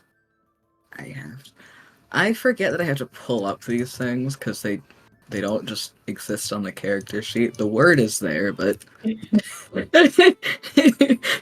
the word doesn't really help me too much. There we go. Okay. So I have...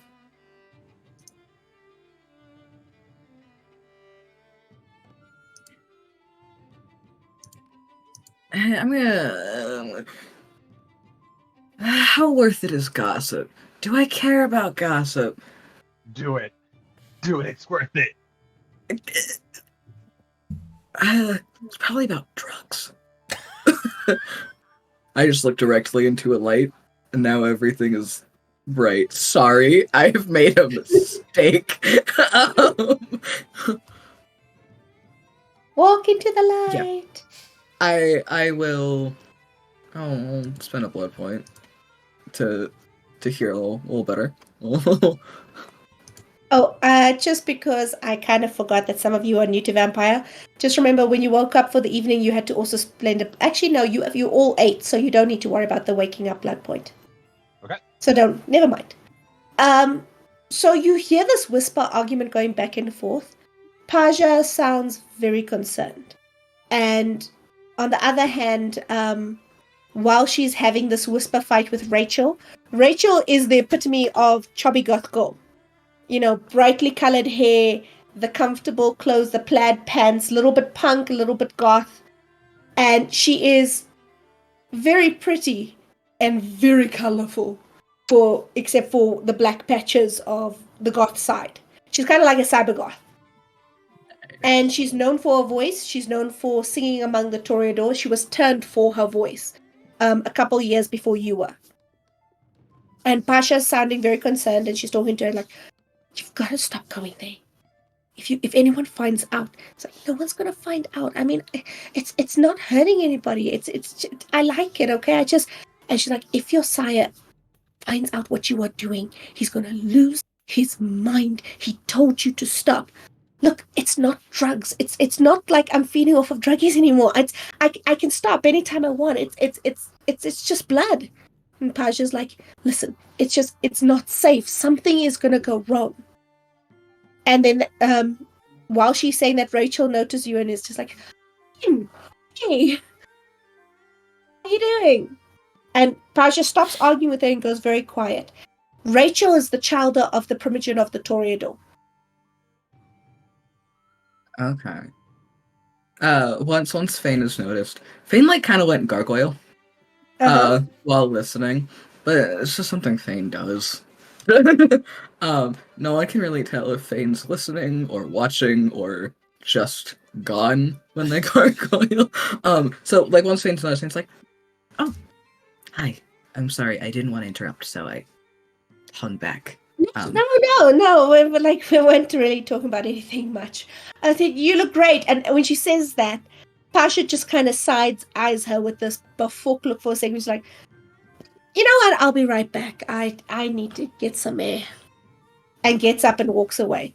Look, as she passes, looks at you though. She's like, "You look great, by the way. This is really cute." And then keeps walking.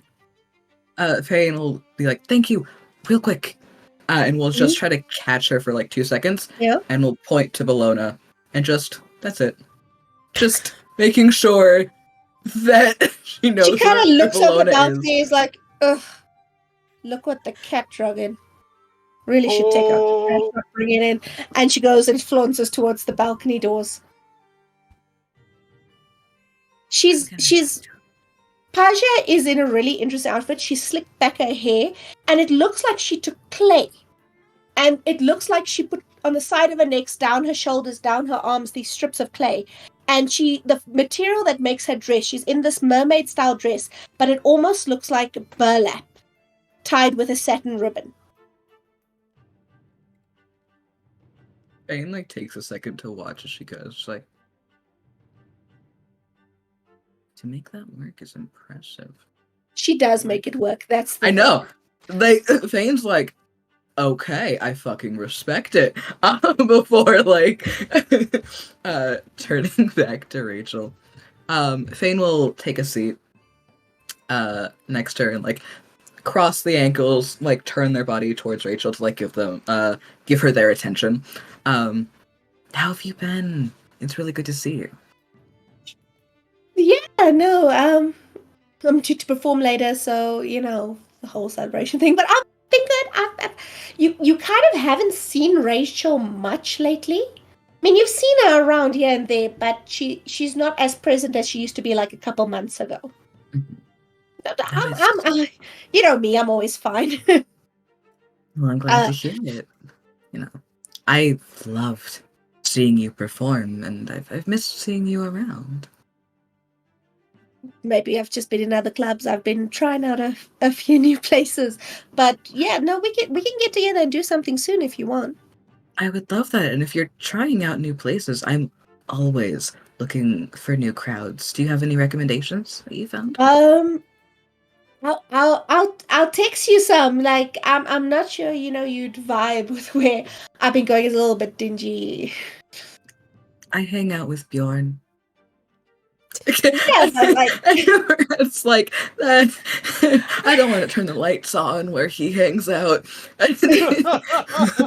Yes. Listen. I've been there when they turn the lights on before the sun comes up. I wouldn't want to be there either. But yeah, no, I'll text you. I've kind of been hanging out this new underground club. Really? Tell me about it. It's got an interesting vibe. Kind of old fashioned. That sounds a little bit ancient. Actually. Yeah, it's kind of an invitation thing, but I can see if I can get you in. I'll try. I would love that. If it's invitation And only, I guess it's pretty. The more you exclusive. talk, her knee starts tapping, like literally that anxious tick tick tick tick tick tick. Mm-hmm. I want to just check something real quick. I'm sorry, as I'm getting used to like abilities and things. No stress. Does anyone need a little break, by the way? I'm good. I'm literally just sad. sitting here thinking about Bjorn's club and UV lights and wondering. Purgatory is filthy. The lights come on and the UVs come on, and you still think it's neon things. Beautiful. Bjorn is kind of those I don't give a fuck what you do in my club, just don't bring the cops in here kind of guys. Beautiful. Okay, so to use the second level ability of a discipline, is that 2 blood points? Depends on one? the ability. Some of the abilities will tell you how many blood points you have to spend. Some of them don't need. Some of them varies. What's the ability you're trying to use? I'm trying to use aura perception. If I remember right, aura perception is only 1. Let me just check. It just doesn't say. There we go. Roll perception skill check. Oh, no blood points. Oh, okay. Yeah. So Roll a perception skill check, base difficulty of, in this case, it would just be the standard 7. perfect. And I have my aesthetic up.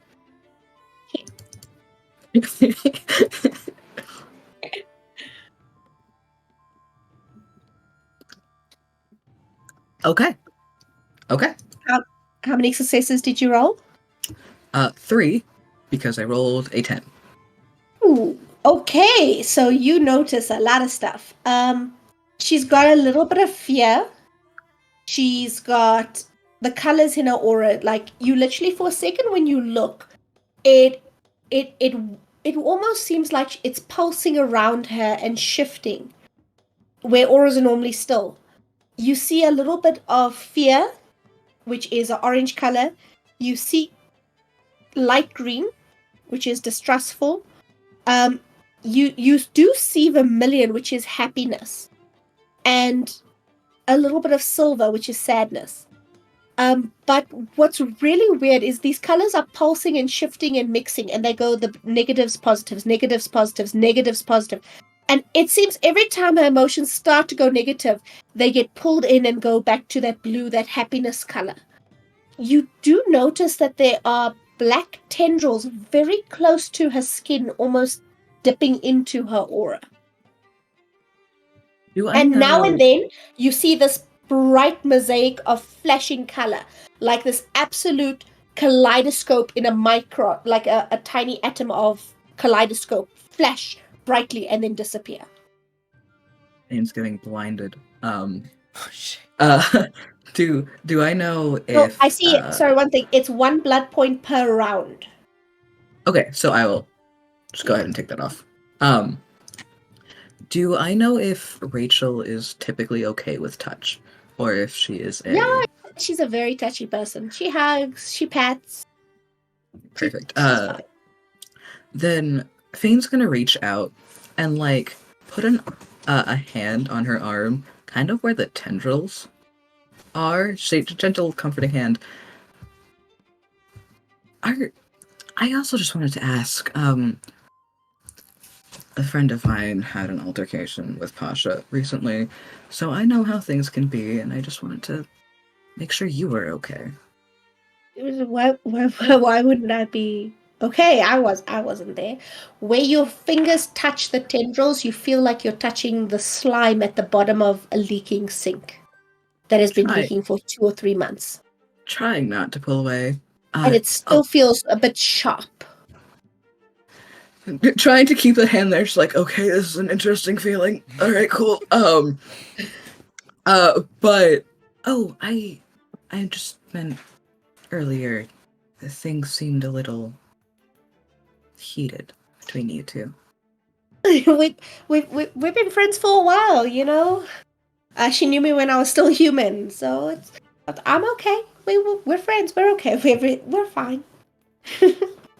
Everything's okay. Yeah. Of course. I didn't mean to assume anything. You seem happy enough anyway.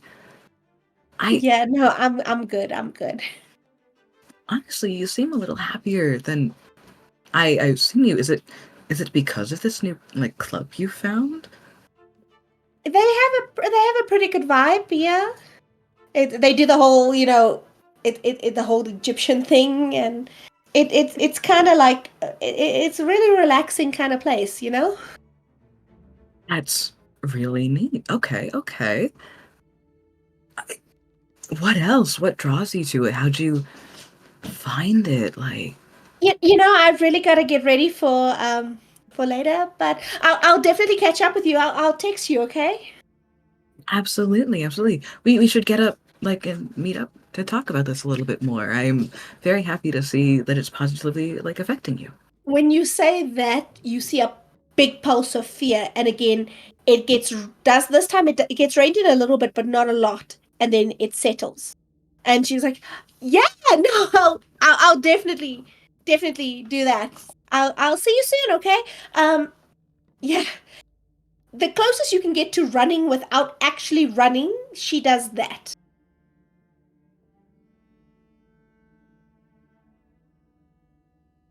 Okay. Feign is like, I have this list of information I need to give later. Fein's gonna like look down and try to capture Thomas's eye, wherever he is. Facing out with his book in the corner. Saint's like, damn, that's not happening.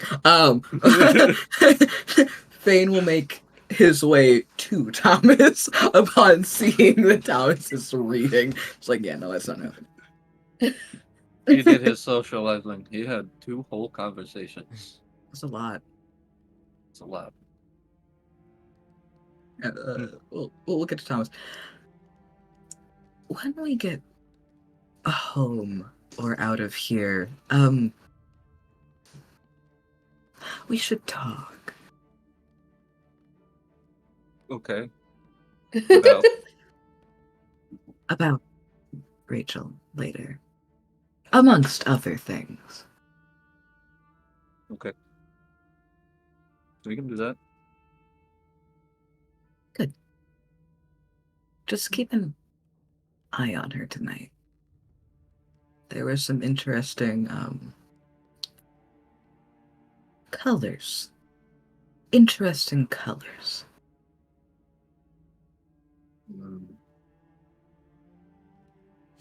Nearly blinded. Interesting as in interesting or interesting as in some bullshit?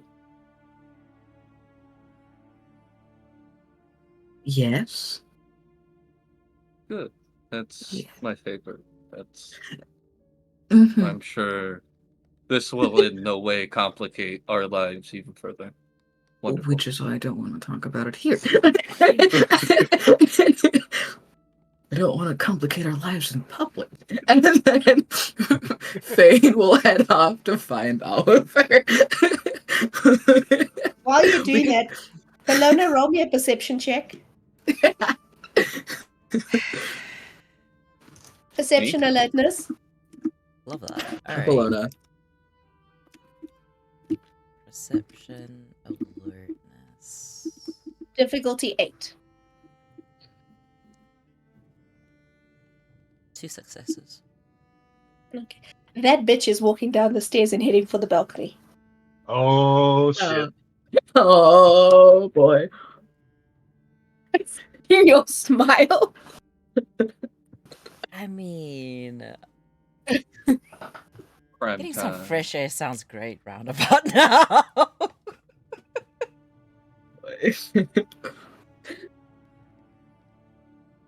I'm totally not making my way to the balcony.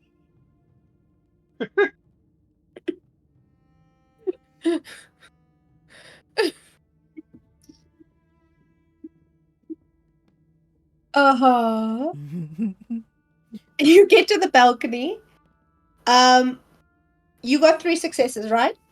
2. Oh no, but your earlier perception. 3. Yeah. Yeah. Which is funny, So because you the do thing was 9. Or you do spot Olaf One Eye in like a dark corner by himself. He does not look like he's 100% there.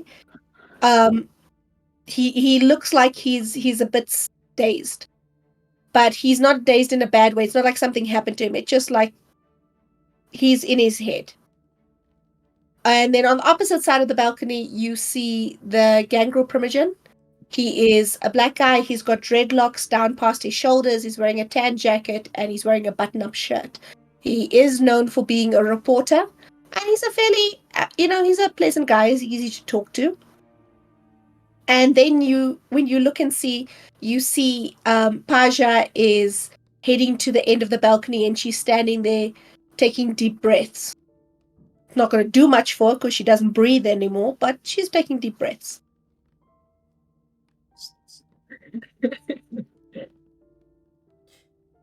Would I know that she looks stressed? She very clearly looks stressed. I'm just gonna show up right behind her. It's not creepy at all. It's Not even When you say that out loud. It's like, Right. Are you sneaking up, yes. or are you walking normally? I'm making a point to let her not know that I'm just gonna, like, appear behind her. Okay. Good evening, Pasha.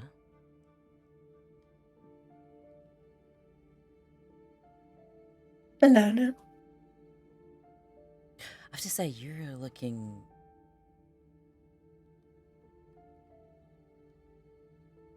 the most elegant sack of potatoes I've ever seen in my life. Oh, considering how skinny you are, I'm sure you've never seen one before. The emaciated look went out with the 90s. You were around for that, weren't you? Or were you still stuck in some castle in the middle of Transylvania? I'm actually not too sure where I was at that point. Well, it's okay. I'm sure no one cares, Morticia. Oh, that is a compliment I wasn't expecting. And now, Oh, and she's just going I to would lean up think you against... can't even tell an insult. You may have meant it as an insult. I take it as a compliment. She's gonna lean up against the rails of the balcony and like level her with like an actual like non-aggressive look. Now what's going on with you? You look like you're about to snap. Busy night. It just started. Maybe for you. Some of us actually have things to do around the city. We don't just laze about with fuckboys all evening. That's such a good way to pass the time. But we do appreciate you for your service. Oh, I'm sure you know all about service. Oh, I'm great at it. You should try it out sometime. You just thanked me for my service, so you're not even paying attention. If you're not going to try, this is no fun, Bellona. I meant you're welcome to try out my services. Oh, thanks. No, I don't play in the gutter. Pity. I think you would have had a lot of fun there. I think I'll have more without you. Open invite. So I see you going to avoid the topic, then? I don't know what you mean. It's not often I see a vampire hyperventilating, Pasha. It's meditative.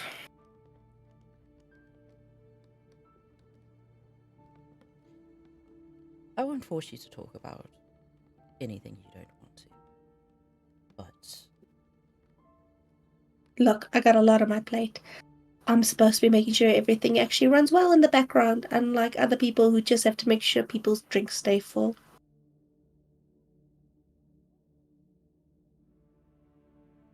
Was that in reference to me?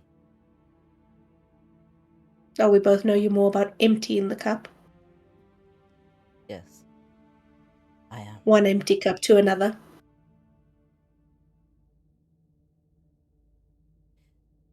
Pasha, I was being genuine. Look, the Mad Bat isn't here, and if the Mad Bat doesn't get here soon, I'm being shit, because he doesn't check his goddamn emails.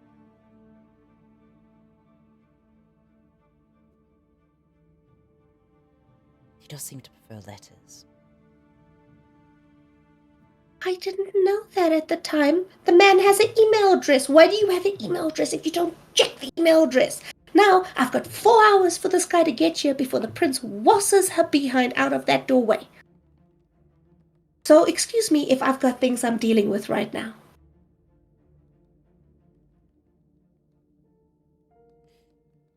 Suppose there's nothing I can do to help in that situation. Unless you want to get in a car and go pick him up. No, I'd rather despise vehicles. Gee, then, in that case, no. Well, as always, lovely chat. Nice nails. And she walks inside. as like she walks, Bellona's just gonna be like, like just makes the motion of scratching to her walk, to her like disappearing figure. Just be like. I did not intend for you to develop this hate friendship thing that just happened. It's fascinating. Okay, can we take a quick intermission, guys, just so people can go to the bathroom or get drinks and stuff? Absolutely, it's been Yeah, 2.5 sure. hours.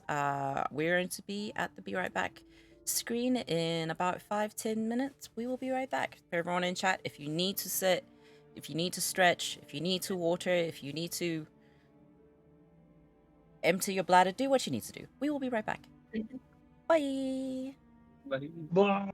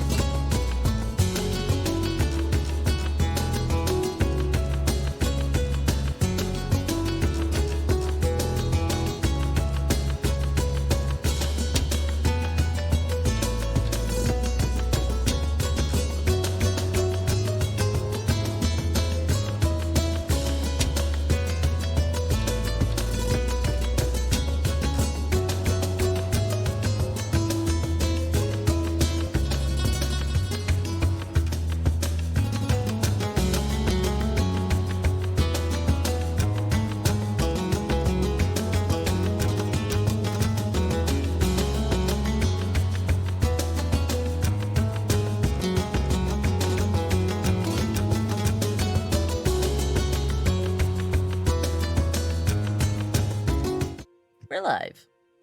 Hello. Yo! Hello. And we're back. Thank you for... I hope you guys have taken care of yourselves. You better. That was terrifying in my eardrums. You better. Yeah. Toss it back to Nicole and take us away. Okay. So, last we saw, you had your showdown with Pasha. It ended on pleasant terms enough. She even says something nice about your nails. They're really pretty. And we ended off with Feign having a conversation with Rachel, who practically ran away upstairs. Thomas was chilling in a corner with a book, and then Feign went, "No, he's not," and went to go deal with that. And where's Oliver right now? I say Oliver is by the punch bowl, just kind of like sipping, just like keeping an eye out and everything. You do notice, because you are keeping an eye out on things, there is a stronger presence of security. There are a lot more guards than you're used to seeing. A lot of them are even on the grounds outside. You do see some security cameras up here and there, watching the ballroom and what's going on, shifting and looking around. It's like somebody's controlling the security cameras, because they don't just move in the pattern. They tend to move very specifically. And then Okay. do me a perception investigation check. So...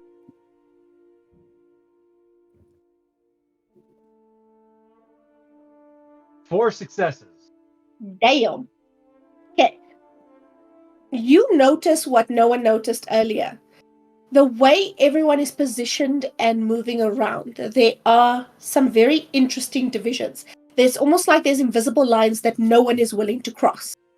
Nobody is willing to go from, for example, the Tremere are pretty much keeping to themselves, with the exception of Stuart, who is sitting with his fiancée. It's known in the city that they have been engaged to be married for about 4 years now.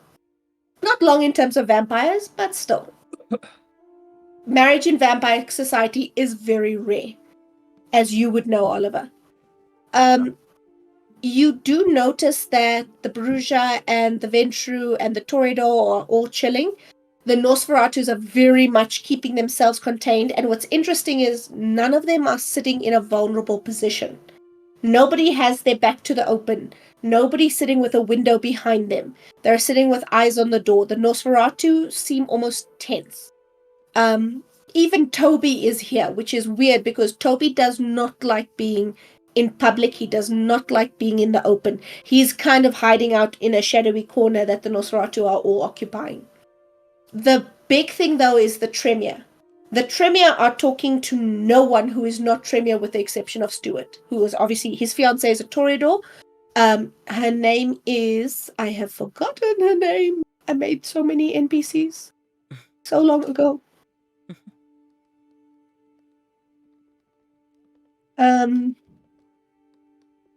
Here we go. Angelique Stravitsky. She is a Toreador. She owns a ballet school in the city.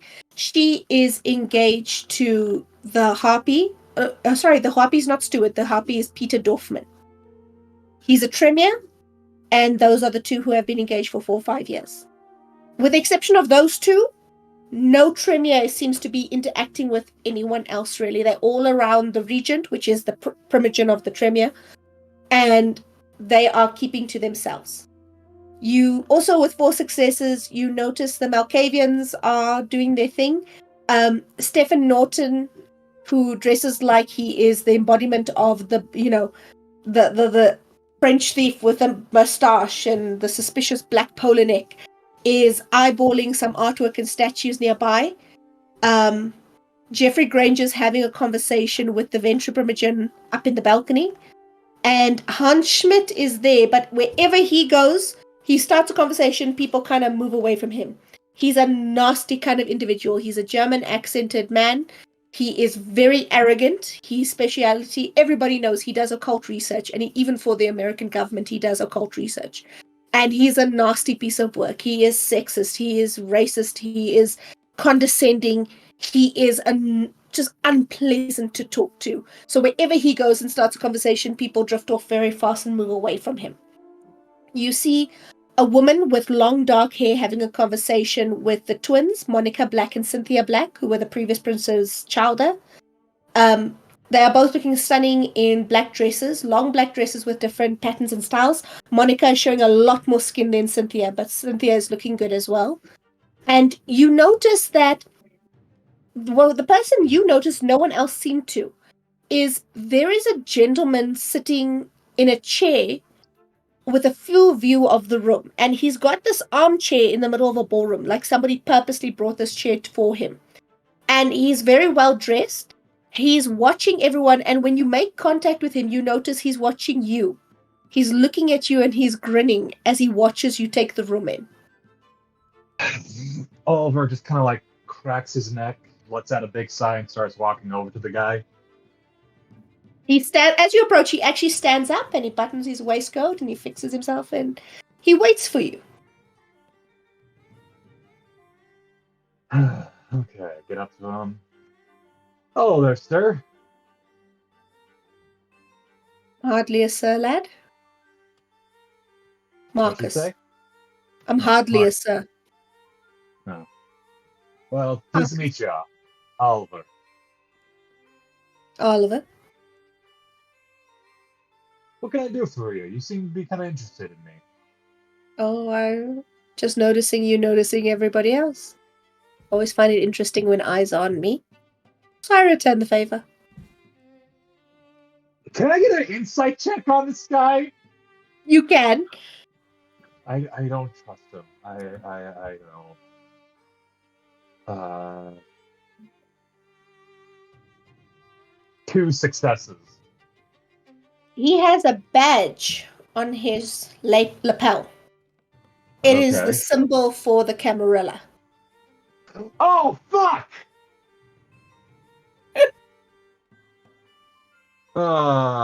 Nice, are you okay? Why did it have to be a Camarilla? Fuck! Okay.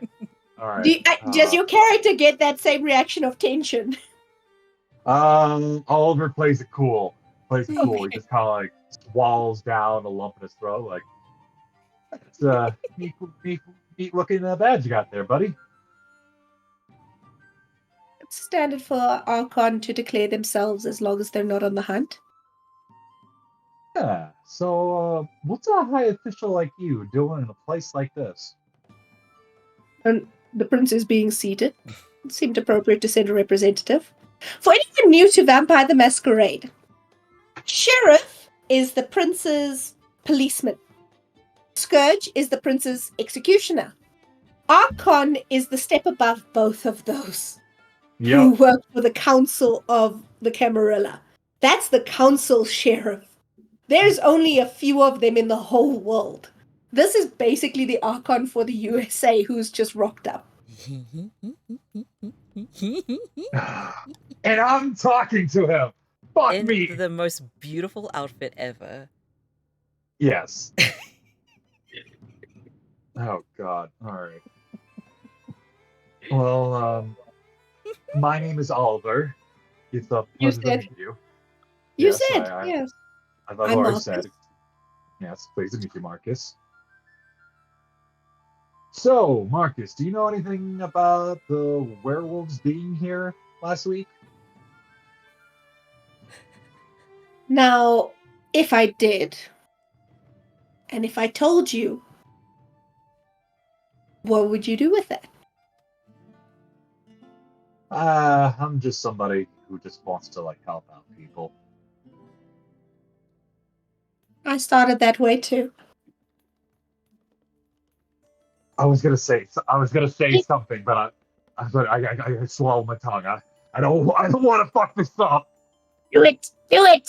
Do it! No, go forth. Cause chaos. See. Difference is that I don't have to kiss somebody's ass to protect people. Thankfully, I'm in a position where there are very few asses I need to worry about. You know what? So, We got some time. Let's take a walk and check out this garden. Okay. All right. Oh, fuck me. I mean, The chair, the leg is up on the chair. Oh God. Distress. It was visible. I ship it. He is I'm kinda married, shipping thank you. Come walk with me in the shadowy garden, Oliver. Oh God, all right. This is the skin of a killer, Oliver. Oh no. This is the skin of a killer. Oh my god.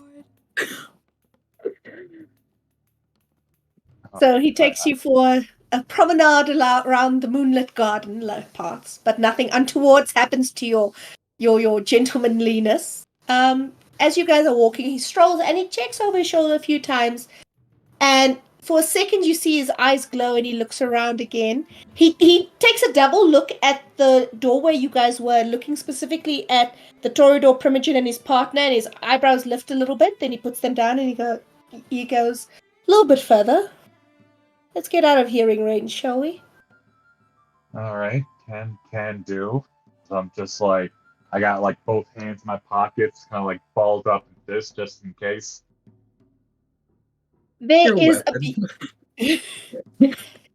there is a beautiful little pond in the gardens of this place. It's a fair-sized thing. And there's a wooden bridge that leads to a white gazebo. Like, this would be the prime, wedding photographer, scenic, fairy lights and dreams kind of view. But the big thing is, when you're on it, it's very easy to see who's nearby. And he kind of walks beside you, a little bit in front of you, and when he gets there, he settles and he sets his hands in his pockets. And he's just like, Oliver, how long have you been a vampire? For a while. How long is a while? Decades, centuries, millennia? A few years. He pulls back his sleeve and he shows you, and he's got the word PAX tattooed across his arm. You can do me an intelligence academics roll. It's going to be a difficulty of 10. Oh, difficulty of 10. Oh no. You can spend a willpower for an auto success. Yeah, I'm gonna spend a willpower. Okay, do a roll. You might get more information if you do roll a 10. Okay. Merit! Sorry. 3 successes. Nice. Roman centuries and soldiers used to have PAX tattooed on their arms. It means peace. Oh my God. Oh my God. Okay. Yeah. So it's like, okay. So I presume then you understand how things work in our world. You don't get anything for free. So if you want to ask me a question, you're going to have to give up something of your own. All right. What do you want to know? Pretty much an You open tell book. me. You tell me. You must have something interesting to share worth what I have to share. I'm looking for my wife's killer. What's happening in the city, Oliver? Tell me something in the city that I don't know, and I will tell you everything you want to know. Do I know anything going on in the city? Storyteller? Well, there's one very big thing you know about the city that you discovered last week. Shit, that's right. We got a new prince. No. What was it? What was it? God damn it! You took a shadowy walk somewhere. Yeah, we kind of took a shadowy walk into a place where the prince wanted us to go. It was kind of weird. Weird how? And what do you mean a shadowy walk? Well, we kind of went into a room and it was all shadowy and I'm pretty sure it was all magic or something. And we delivered a book and they were like, Don't tell anybody about this, but I'm telling you this now. So, Who said don't tell anyone, Oliver? this creepy-looking guy, I forget his name. You went into a shadowy place and were told not to tell anyone about a creepy-looking guy who you gave a book surrounded by magic. I'm Yeah. gonna need a few more details than that. Okay. Well, the werewolves were hunting us as we were, like, going down there and everything. So they're definitely interested in that.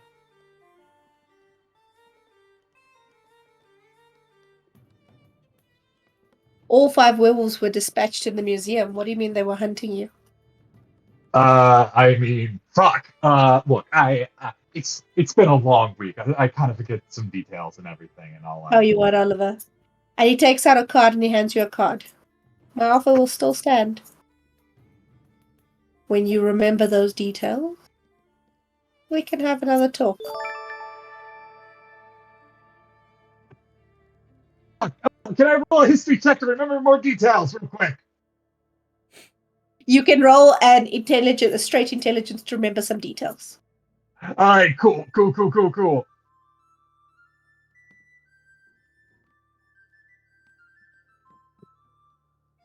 Bestial failure.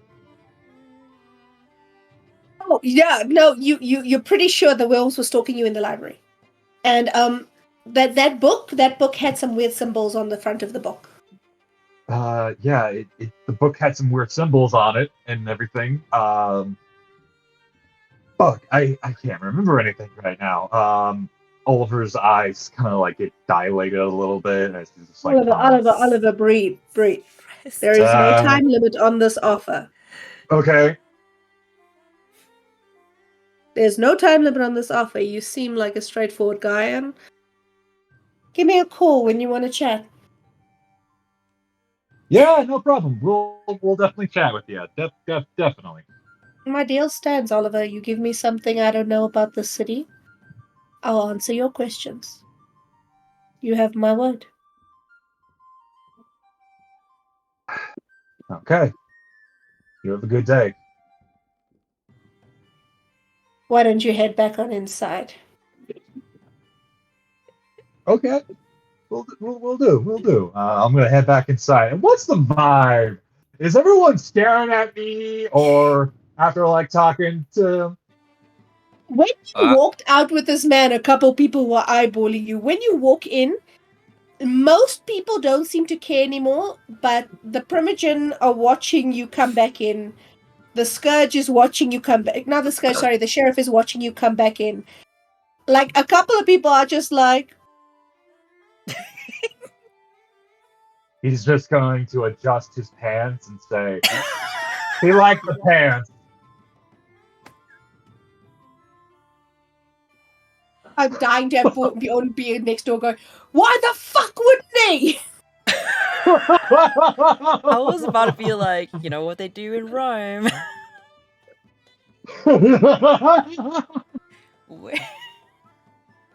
Thomas and Feign, what are you up to? I don't know. Where did you drag me? You said you were dragging me somewhere. Oh no, I didn't. It was literally, hey, I heard shit I need to talk to you about later. Not here. And then left. Oh, okay. It was one of those hand me something and then leave without any explanation. Got it. It's how your dynamic works. It's beautiful. Honestly, so something I said right after is Feign was going to look for Oliver after talking to you. So Feign just watched Oliver leave, With a strange mingled for a person. while, and then watched Oliver come back. Was just like, that's not suspicious at all. More I'm things guessing- to talk about. I'm guessing Oliver's looking a little shell-shocked. A little bit. He's trying to play it cool, but he's doing a very bad job of it. He's gonna walk over to the Nosferatus after that. Okay. Glory. Yep. That reminds me, I'm gonna go hang out with Toby. So He's out socializing. I have to Capitalize on those. Bromance. Just to quickly say, Oliver, when you head towards the Nosferatu, before you reach them, Evangeline kind of intercepts you. She's the lover of the Toreador Primogen. They go nowhere without each other. You cannot invite one without the other. She goes with him into Primogen Council meetings. They cannot separate. They never seen separated. Rumor is he Yeah. blood bound her to him. And she's this Oh. beautiful woman with these elongated features. Like her neck is a little bit too long, her face is a little bit long. She's gorgeous. It works for her, but it gives her almost like an alien, uncanny valley kind of beautifulness. Or beauty, that's the word. And when she sees you, she's like, Oliver, and she gives you a kiss on each cheek. She knew you, she knew your wife, and she was very fond of your wife. And it was like, how are you? I'm doing well. What's up? Just saw you and thought I'd check if you're okay. Have you heard anything? Found anything? No, not yet. But I think I might have got a lead. I just need a few things, and then I'll be all settled. If you need anything, please let me know. Can I insight check real quick? Absolutely. All right. It'll Cool be empathy. Okay. One success. She's being sincere. She genuinely cared about your wife. She genuinely is fond of you. She genuinely was hurt when your wife died. Okay. Oliver is just gonna nod, pat her on the shoulder, and just keep on walking. Okay. Anyone else? I want to know what's going on between Thomas and Toby. Ah, yes. Toby is sitting with a freaking. He's got a Game Boy in his hands, an old-fashioned color Game Boy, and he's just kind of like, hey. What's up, little buddy? Toby is this insanely fat guy. He is bald. His features are almost like a gargoyle, and he is this really big, tall but fat Nosferatu. But he pulls himself in. He makes himself small in public. There's Blaine. His body language, he makes himself small. He's very much, I don't want to be here. Yeah, me either. That's why we bond. That's why they bonded. He's like, he looks at you and he kind of shifts over a little bit on the couch in case you want to sit down. I'll plop down right next to him. What do you play? And he shows you, and it's a game of his own creation. He basically programmed his own game. Oh. Respect. Which looks much more interesting than all of that. And he kind of, and he holds the game out to you for you to have a try. Okay. You want me to make a roll? Nah, you can just tell me how you do. Thomas probably does like alright. Like he's like middle of the pack because he is a little older, so this is new to him. But it is something that would be an interest of his. So it is a game where you play someone who is going on an adventure. It starts off as like a little pixel warrior with a sword, and as you reach a target, you get cursed and you shapeshift into something else. So first you start off as a little warrior with a sword, then you turn into a mage, then you turn... So every time your skill set changes, you've got to readapt the character. Because now your skills don't match what you're playing. That sounds Little fun, game. actually. Oh good, I made it up on the spot. So yay! Or you're like, yeah, that actually sounds really cool. Yeah, Play play that. And like he chats to you as you're there, and he's like, "So you wanted to message me about some stuff?" Oh yeah. We were looking to upgrade security on the house. It's been, a couple decades. I can order some stuff. I can get it done. He's not normally like this when it's just you and him. When it's you and him, he Yeah. actually tends to be a lot louder. He's more boisterous. He's more comfortable. He swears. He's a lot more casual. The forum guy and the in-person guy are different when there are other people around. He's valid. So, We love Toby. We do. we're all But yeah, I can get some stuff done. But your system's pretty good. I mean, I did it last year or so. But there's some updates we can work on. We can get some gates. I can probably. Well, I know you could by yourself, but I can probably get us a more legitimate way into the traffic cams around us. A little extra precaution. Yeah, no, I can hack those. That's not a problem. I can get you a feed. There's some security shutters we can put on as well. I've been reading about them. You can drive a Humvee through them, and they don't let you through. It stops pretty much anything, but you have to activate the system. But I can get it sorted in a little while. We're not really allowed out at the moment much. Is that due to the attack last week, or something else going on? I'm not really supposed to talk about it. Valid. I don't want you to get in trouble. Yeah. I'll hand him his game back. Thanks. And he settles in again, and he uses the game to sort of cover his view of the room, and he keeps playing.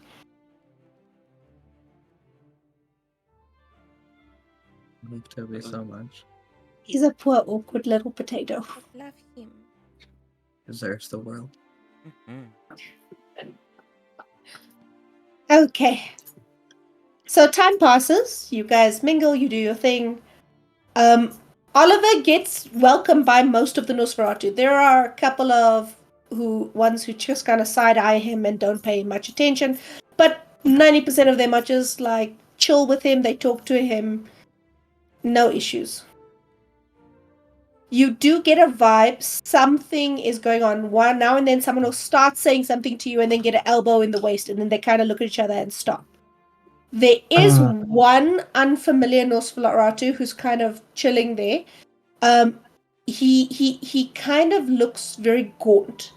Cheeks pulled in super tight. Skin tight against his skull to the point where you can see the skull. Lips even are pulled back. His arms, you can see the bones through. He looks very spindly. And you get told basically he's kind of visiting from another warren, but they're not specific as to where he came from. Just that he's visiting. Okay. So something's kind of going. If you try and invite yourself down to the warrens like you do on occasion, they're like, no, like it's not the best time. Okay.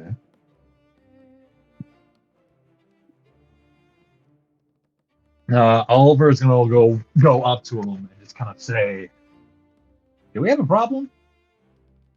No, you don't have any problem. Don't stress. Okay. Because it seems like we've got a problem here with everyone kind of like trying to talk to me, and they're just kind of like avoiding me. One of the ones that kind of never really clicked with you and didn't like the fact you were down in the warrens is just like, well, maybe it's not your goddamn business. I don't know about that. I feel like it's kind of my business. Celine is sitting and talking to the newcomer for a few minutes, and when she looks up and sees you, she's wearing her porcelain mask, so you can't see her facial expression, but she kind of like dips her head in greeting to you and turns back to them. Celine, when she comes above surface, this is the Nosferatu Primogen, she always wears completely covered, like everything, head, neck, body, everything, with a white porcelain mask on her face. When she's in the warren, she does without the mask and the coverings. All right. She has you've seen her, she's got very bat-like features. She's got like a bat nose and the bat mouth. Mm-hmm. She's very bat-like and bald. Mm-hmm. Hey, Celine, quick question for you. Just while I'm in front of this guy. I'm okay to hang out with the Nosferatus, am I? She kind of looks up and she goes, Oliver, you're fine, but people are people. Everyone makes the choice of what the fuck they want to. Oh, me and my swearing. Wrong character. This one doesn't swear. It's like everyone makes the choice of how they're going to react to you. You know that. But you're welcome. Kind of like make a funny face over and just like suck it. Like, He kind of gives "Alright." he gives you the finger behind her back and then turns away. Well, it's good to see you. I gotta go see my crew. Have a good day, okay? Later, Oliver. And one of the ones you were talking to is like does the. Oh yeah, baby. Are we Oliver's crew? You are Oliver's crew. We're Oliver's Yes. crew, despite the It is shit we give him all the time. With all the talking and mingling, it's about 11:45 now. People are starting to shift and move around, getting into view. Those on the balcony are coming inside. And Oliver obviously goes to find you guys. Okay, so how are we doing, guys? I'm going to. Feign looks over to Oliver. I'm going to need 2 seconds before I catch up with you guys, and is going to dip off to find Bjorn again because never got a chance to actually talk with Bjorn and has actual shit that they need to discuss with that man. But like looks always like, I understand. I will be here, and then like dips, leaving the Bjorn rest together. Bjorn is standing leaning against one of the staircase palisades. Feign walks up. Is anyone like clustered around? Nah, he's kind of like having a give me my space moment, so he's fairly alone. Feign walks up and like tries to like announce their presence, even though it's kind of hard for them. No, when you are come within about 4 or 5 meters, he like looks over and glares like you did not have to announce. He is fairly attentive, and he glares, sees you, and then he's like, "Oh!" and the glare goes away. You are allowed in the inner circle. He's like, "What do you want, kid?" Walks up. I need to pick your brain about a few things before all of this starts because you don't know how much of it's going to impact tonight, you or myself. What are you talking about? Way too much, if I'm being perfectly honest. And Feign, for the first time, is not like talking in circles. It's not doing the pleasantries. It's the like cute persona that like he keeps up. It's dropped. He's serious. It's so he takes a step back and he actually sits on the stairs there so that you guys are eye to eye, and he's like, "I'm listening." First, I need to know if you recognize a particular set of symbols. There was a car that was following us this past week.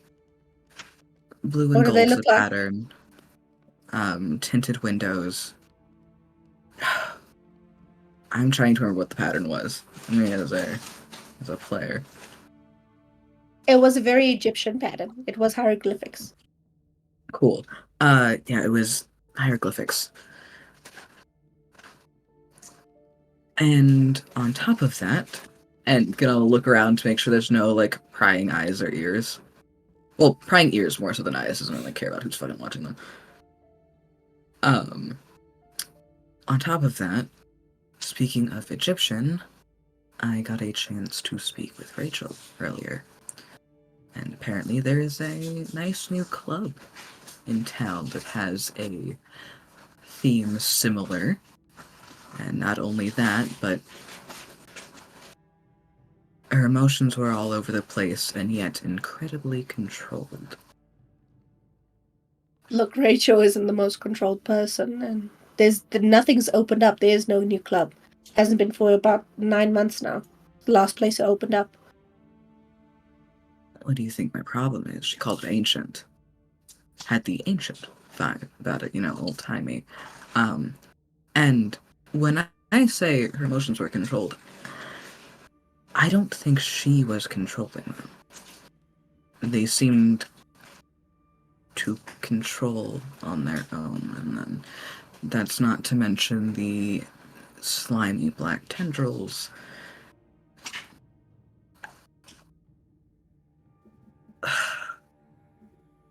I think we've accidentally gotten mixed up in some shit that we couldn't avoid, Damn it. even if we wanted And to. what did you get involved in? That's what I'm trying to figure out. The reason I bring it up before all of this goes down had to do with the attack at the museum. And I know security is tightened here. Why the fuck do you know about that? Okay, you can't tell anyone. We were there.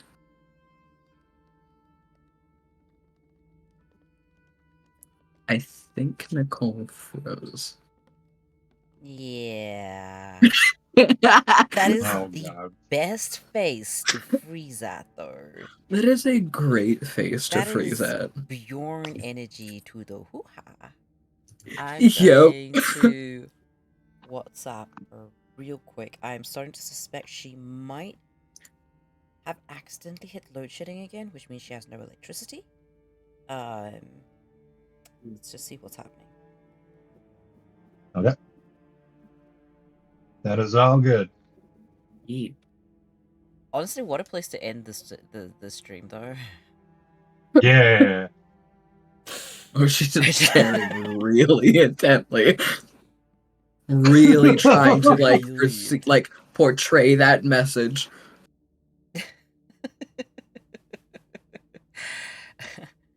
Give me... I know, Escom's a bitch. Alright, give me 1 sec real quick. Yeah. A leg. Ow. My leggy. Hey, darling, everything okay? Oh.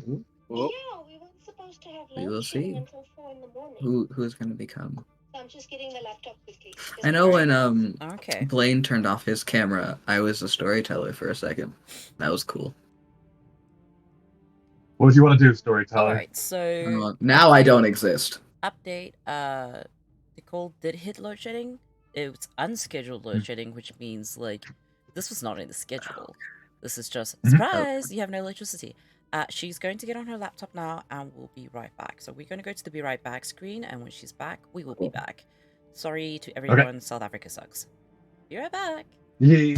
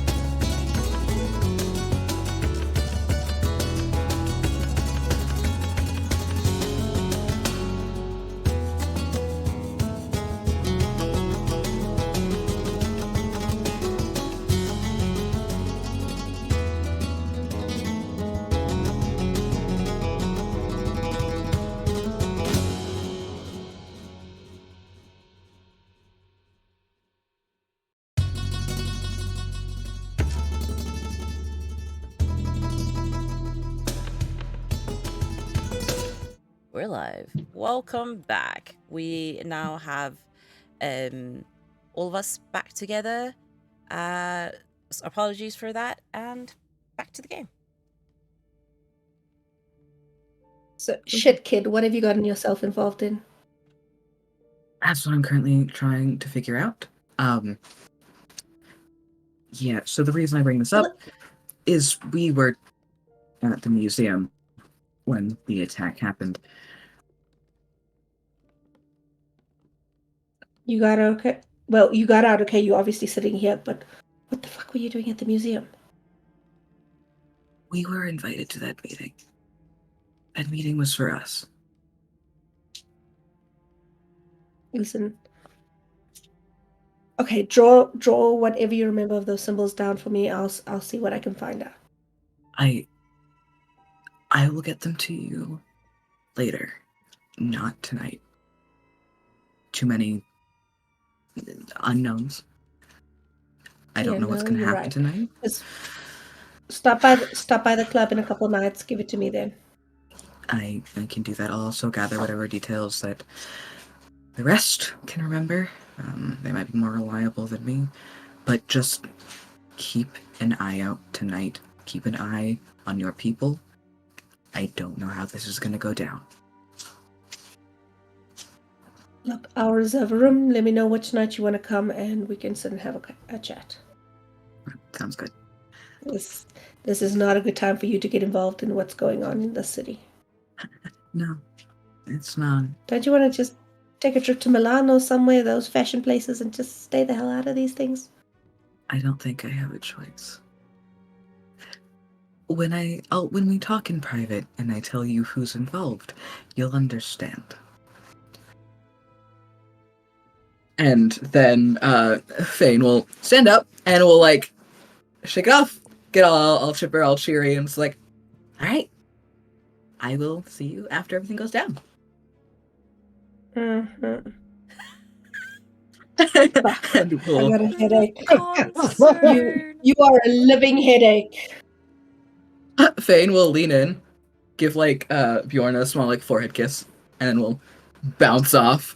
God damn it, kid! Keep that cutesy shit away from me. If that wasn't the epitome of I'm a headache, but I'm your headache. Yep. Hi, I have these problems. They might also be your problems, so here, and then leaving. And then we'll head back to Oliver, Bellona, Thomas. Bellona's not there. Mm-hmm. Head over to Oliver, shit. Thomas. Sorry. Hey, bud. Statement. Hi. How you doing? I have learned so much. Interesting night. I'm glad we're all having some like. We're missing one. Are we? Oh shit, we're missing Bellona. Okay. That's not good. Bellona! Bellona! Bellona! Got his side eyes. He was like, Ma! Are you literally yelling? Yes. I am literally yelling. everyone is looking, and everyone's just like, Sorry, we're looking for our friend. Bellona! I have a question. Paja walks Ma! past behind you. The Scream meatloaf! louder.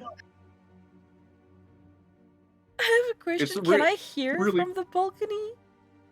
Oh, yes. Oh, definitely. Very much. I'm pretty sure they can hear you in the parking lot. Oh my god. Next to you, the gang crew Primogen is just like, is that for you? Unfortunately, so. Do you think if I just keep ignoring him, he'll stop? Bellona! Nope. Bellona, we are going to leave you if you do not come here within 5 minutes, or I am going to fine you. Either or works. I didn't know you two were a couple. We're a couple of something, to be sure. I can tell. but I don't think he's gonna stop. And he like holds out his hand for you. What is he offering to escort me to Oliver? Yes. I take it. And he Appreciatively. back inside. Appreciatively. Hey! Oh! Oh! When he gets and through, hey! Bellona! he leads you in, and then he taps on Oliver's shoulder from the back. And when you turn around, he's like, Bellona! Oh, hey guys, how you doing? I'm going to put my finger on Oliver's lips. Inside. I don't suppose there's a reward for lost and found. Really? Like, no, she's not gonna He's say that. shouting really She's just gonna look at him like, really? Like she won't say He's it. teasing. He's genuinely just teasing. I know. But that's why she's not being vicious about it. She's just giving him a look. Which is, to be fair, a little intimidating, I guess. Oh. This man has been known to run around war zones. He's That's fair. not that surprised. That is fair. That is very fair. Still gonna give him And a he look. he looks and he gives you he bows to you, winks, and walks away. She winks back. Oliver, what are we... I'm sure we have spoken about inside voices. We couldn't reach you, so that was like the second best thing that we could do. Takes out her phone. Then what was the point of giving me this? Oh fuck! Hang on, let me see if I have my phone with me. Oh yeah, I have my phone. Oh well, that's a goof on my part.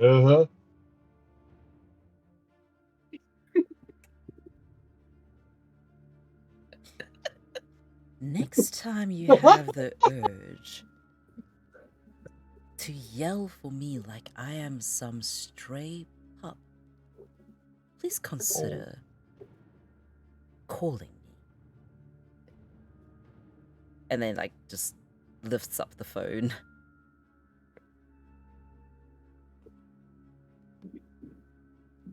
Okay, can do.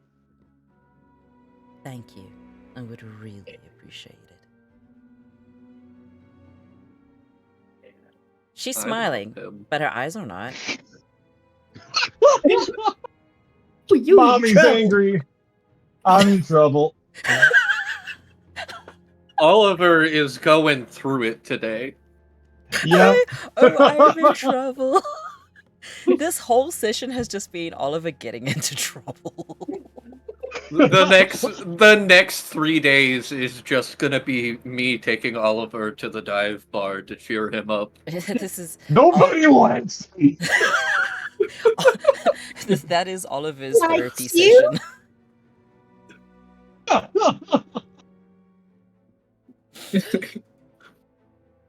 Anybody else want to say or do anything? Pain's done. This voice starts ringing out, and it is almost ethereal. When you look up, you see Rachel standing to the side of the staircase, and she is singing. And there is a violinist that's accompanying her in the background, but her voice almost seems to undulate. Her voice raises and drops. Almost, it's like siren song a little bit. She's not singing a song that you'd hear off the radio. It's very old sounding. It sounds like something very ancient, very, very, very ethereal, but not in a Western sense. It does have a little bit of an otherworldly feel to it as she sings. The doors open, and the prince of the city emerges, and she is wearing a black corseted blouse. She's wearing a skirt to go with it. But if you see the back of her, this is a cream dress with gold accents against her dark skin.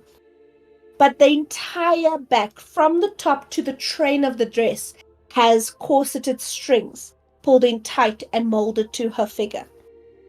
She has a beaded necklace around her neck. The front of the dress is completely plain, except this African beadwork goes all the way down the front of her to her ankles. and she strides straight into the room. Each of the Primogen positions themselves on the staircase on either side and watches her enter. And she stands at the top of the staircase and stops. And one by one, they each call out across the room. I am so-and-so of clan so-and-so. I see you and acknowledge you as the Prince of Washington, and bows. And this keeps going. Each of them take a turn to state their name, their clan, and make a vow to acknowledge her as the Prince of Washington. And it goes on, it goes on. The Archon Marcus steps forward. He's at the base of the stairs, in between the staircase, and he looks up at her and is like, I stand as a representative of the Camarilla itself. We acknowledge you as Prince of Washington. He does not bow, but he does tip his head in respect. And after that, the Primogen stand back and they go to the bottom of the stairs. And the clans gather with their Primogen, and one by one they step forward at the bottom of the staircase and they bow and they acknowledge as Prince of the city. Each of you would be expected to stand with your clan when this happens. If you choose not to, that's your choice. But it's kind of expected that as a clan you will acknowledge the prince. That's fine. Probably heading over with his sire. Okay. Josiah is out of the city at the moment. He's not present. Yeah. The Malkavians walk up with a laptop. That's Bad amazing. timing. And literally there's a camera on the laptop and a speaker projects, one of them's holding a speaker, and a speaker projects a male voice going, I can't remember his name and I can't check now because everything went funky, but it's the Primogen of the Malkavians. I acknowledge you as Prince of the city. And the guy kind of does this with the laptop as if the laptop is bowing.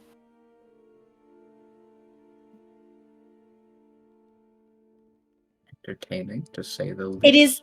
It is not bad etiquette not to stand with your clan. It's just something that generally happens. You can stand alone as well. It's also creating a statement of personal power to do so. So you don't have to stand with your clan. Okay.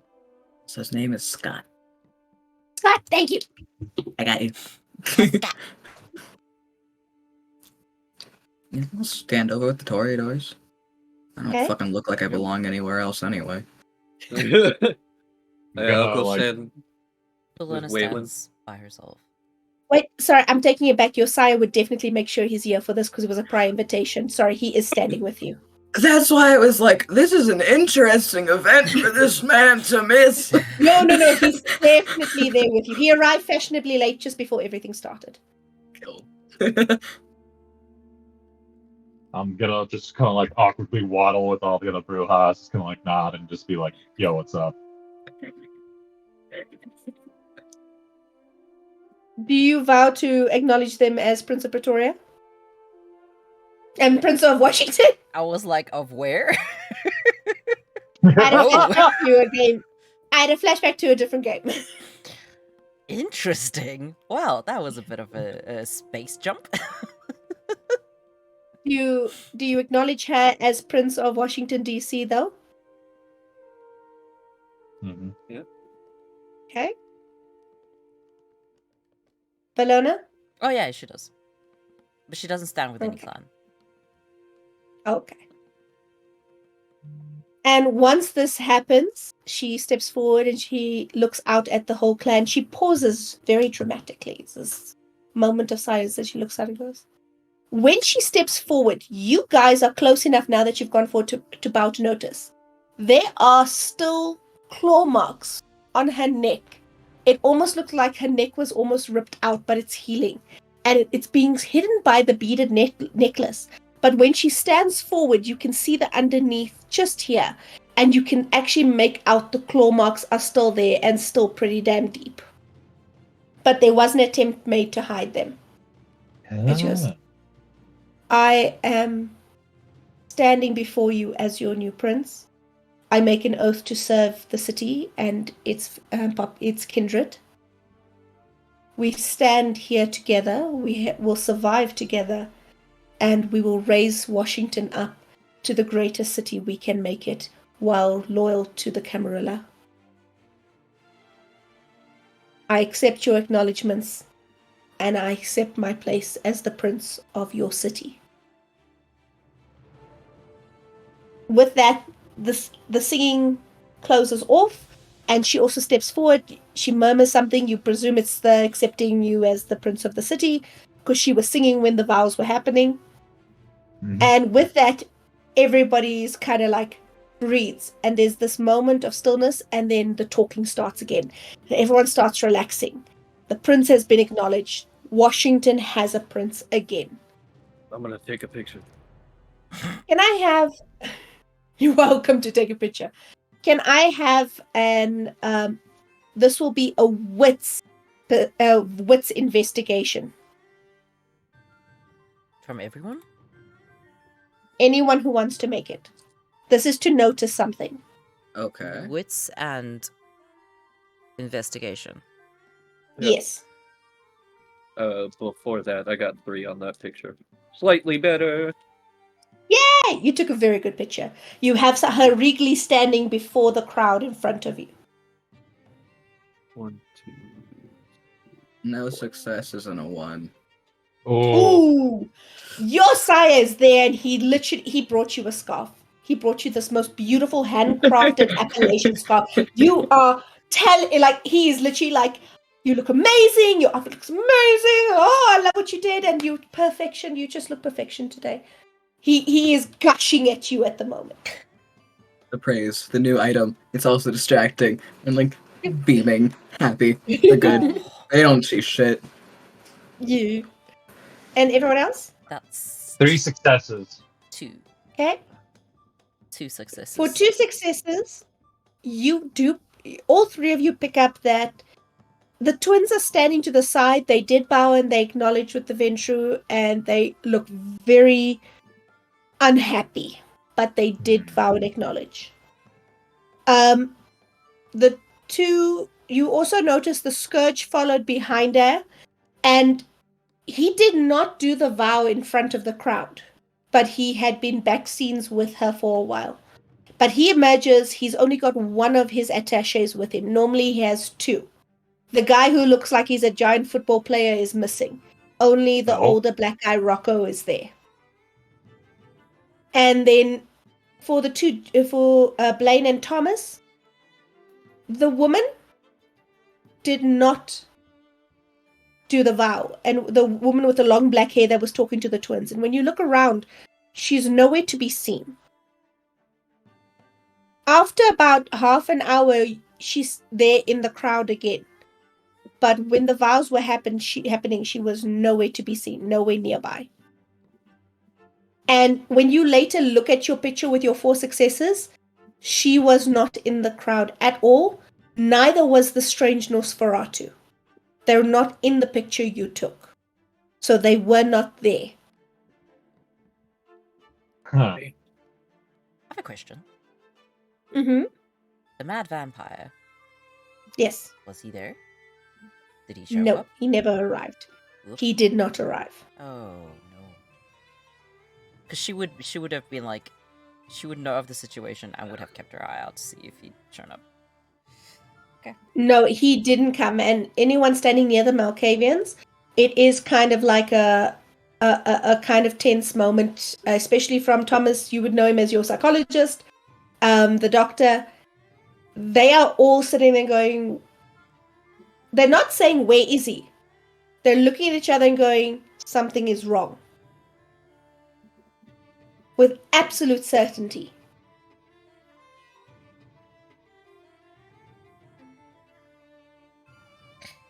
So we're going to close the session for today. All right. Great place to end the game. I have so many questions. Same. I Thank hope you guys had fun. I had lots Oh. of fun. Thank you for having me. It was a great. 6 you are not the Prince of Pretoria. Not the Prince of Pretoria. Thank you so much for the game. It was wonderful. I hope you guys liked it. Yay. I love it. You're I love a WoD minister. for exactly this reason. You can go, but the combat's figured out. Combat's there if you want it, but All the emphasis is on roleplay. It's so good. It's so good. Yeah, The roleplay is what I live for. definitely. You guys did the most amazing job today. Each of you had a scene that had me like absolutely in love with your characters. I'm so invested with everyone's scenes. Okay, I'm gonna save the gushing for after stream. Yes, for stars and wishes. We'll do stars and wishes off stream again. Yes. I am going to rate us out to a friend of mine, Hamasamakan. We are trying to get Yay! him to wear a maid outfit for stream.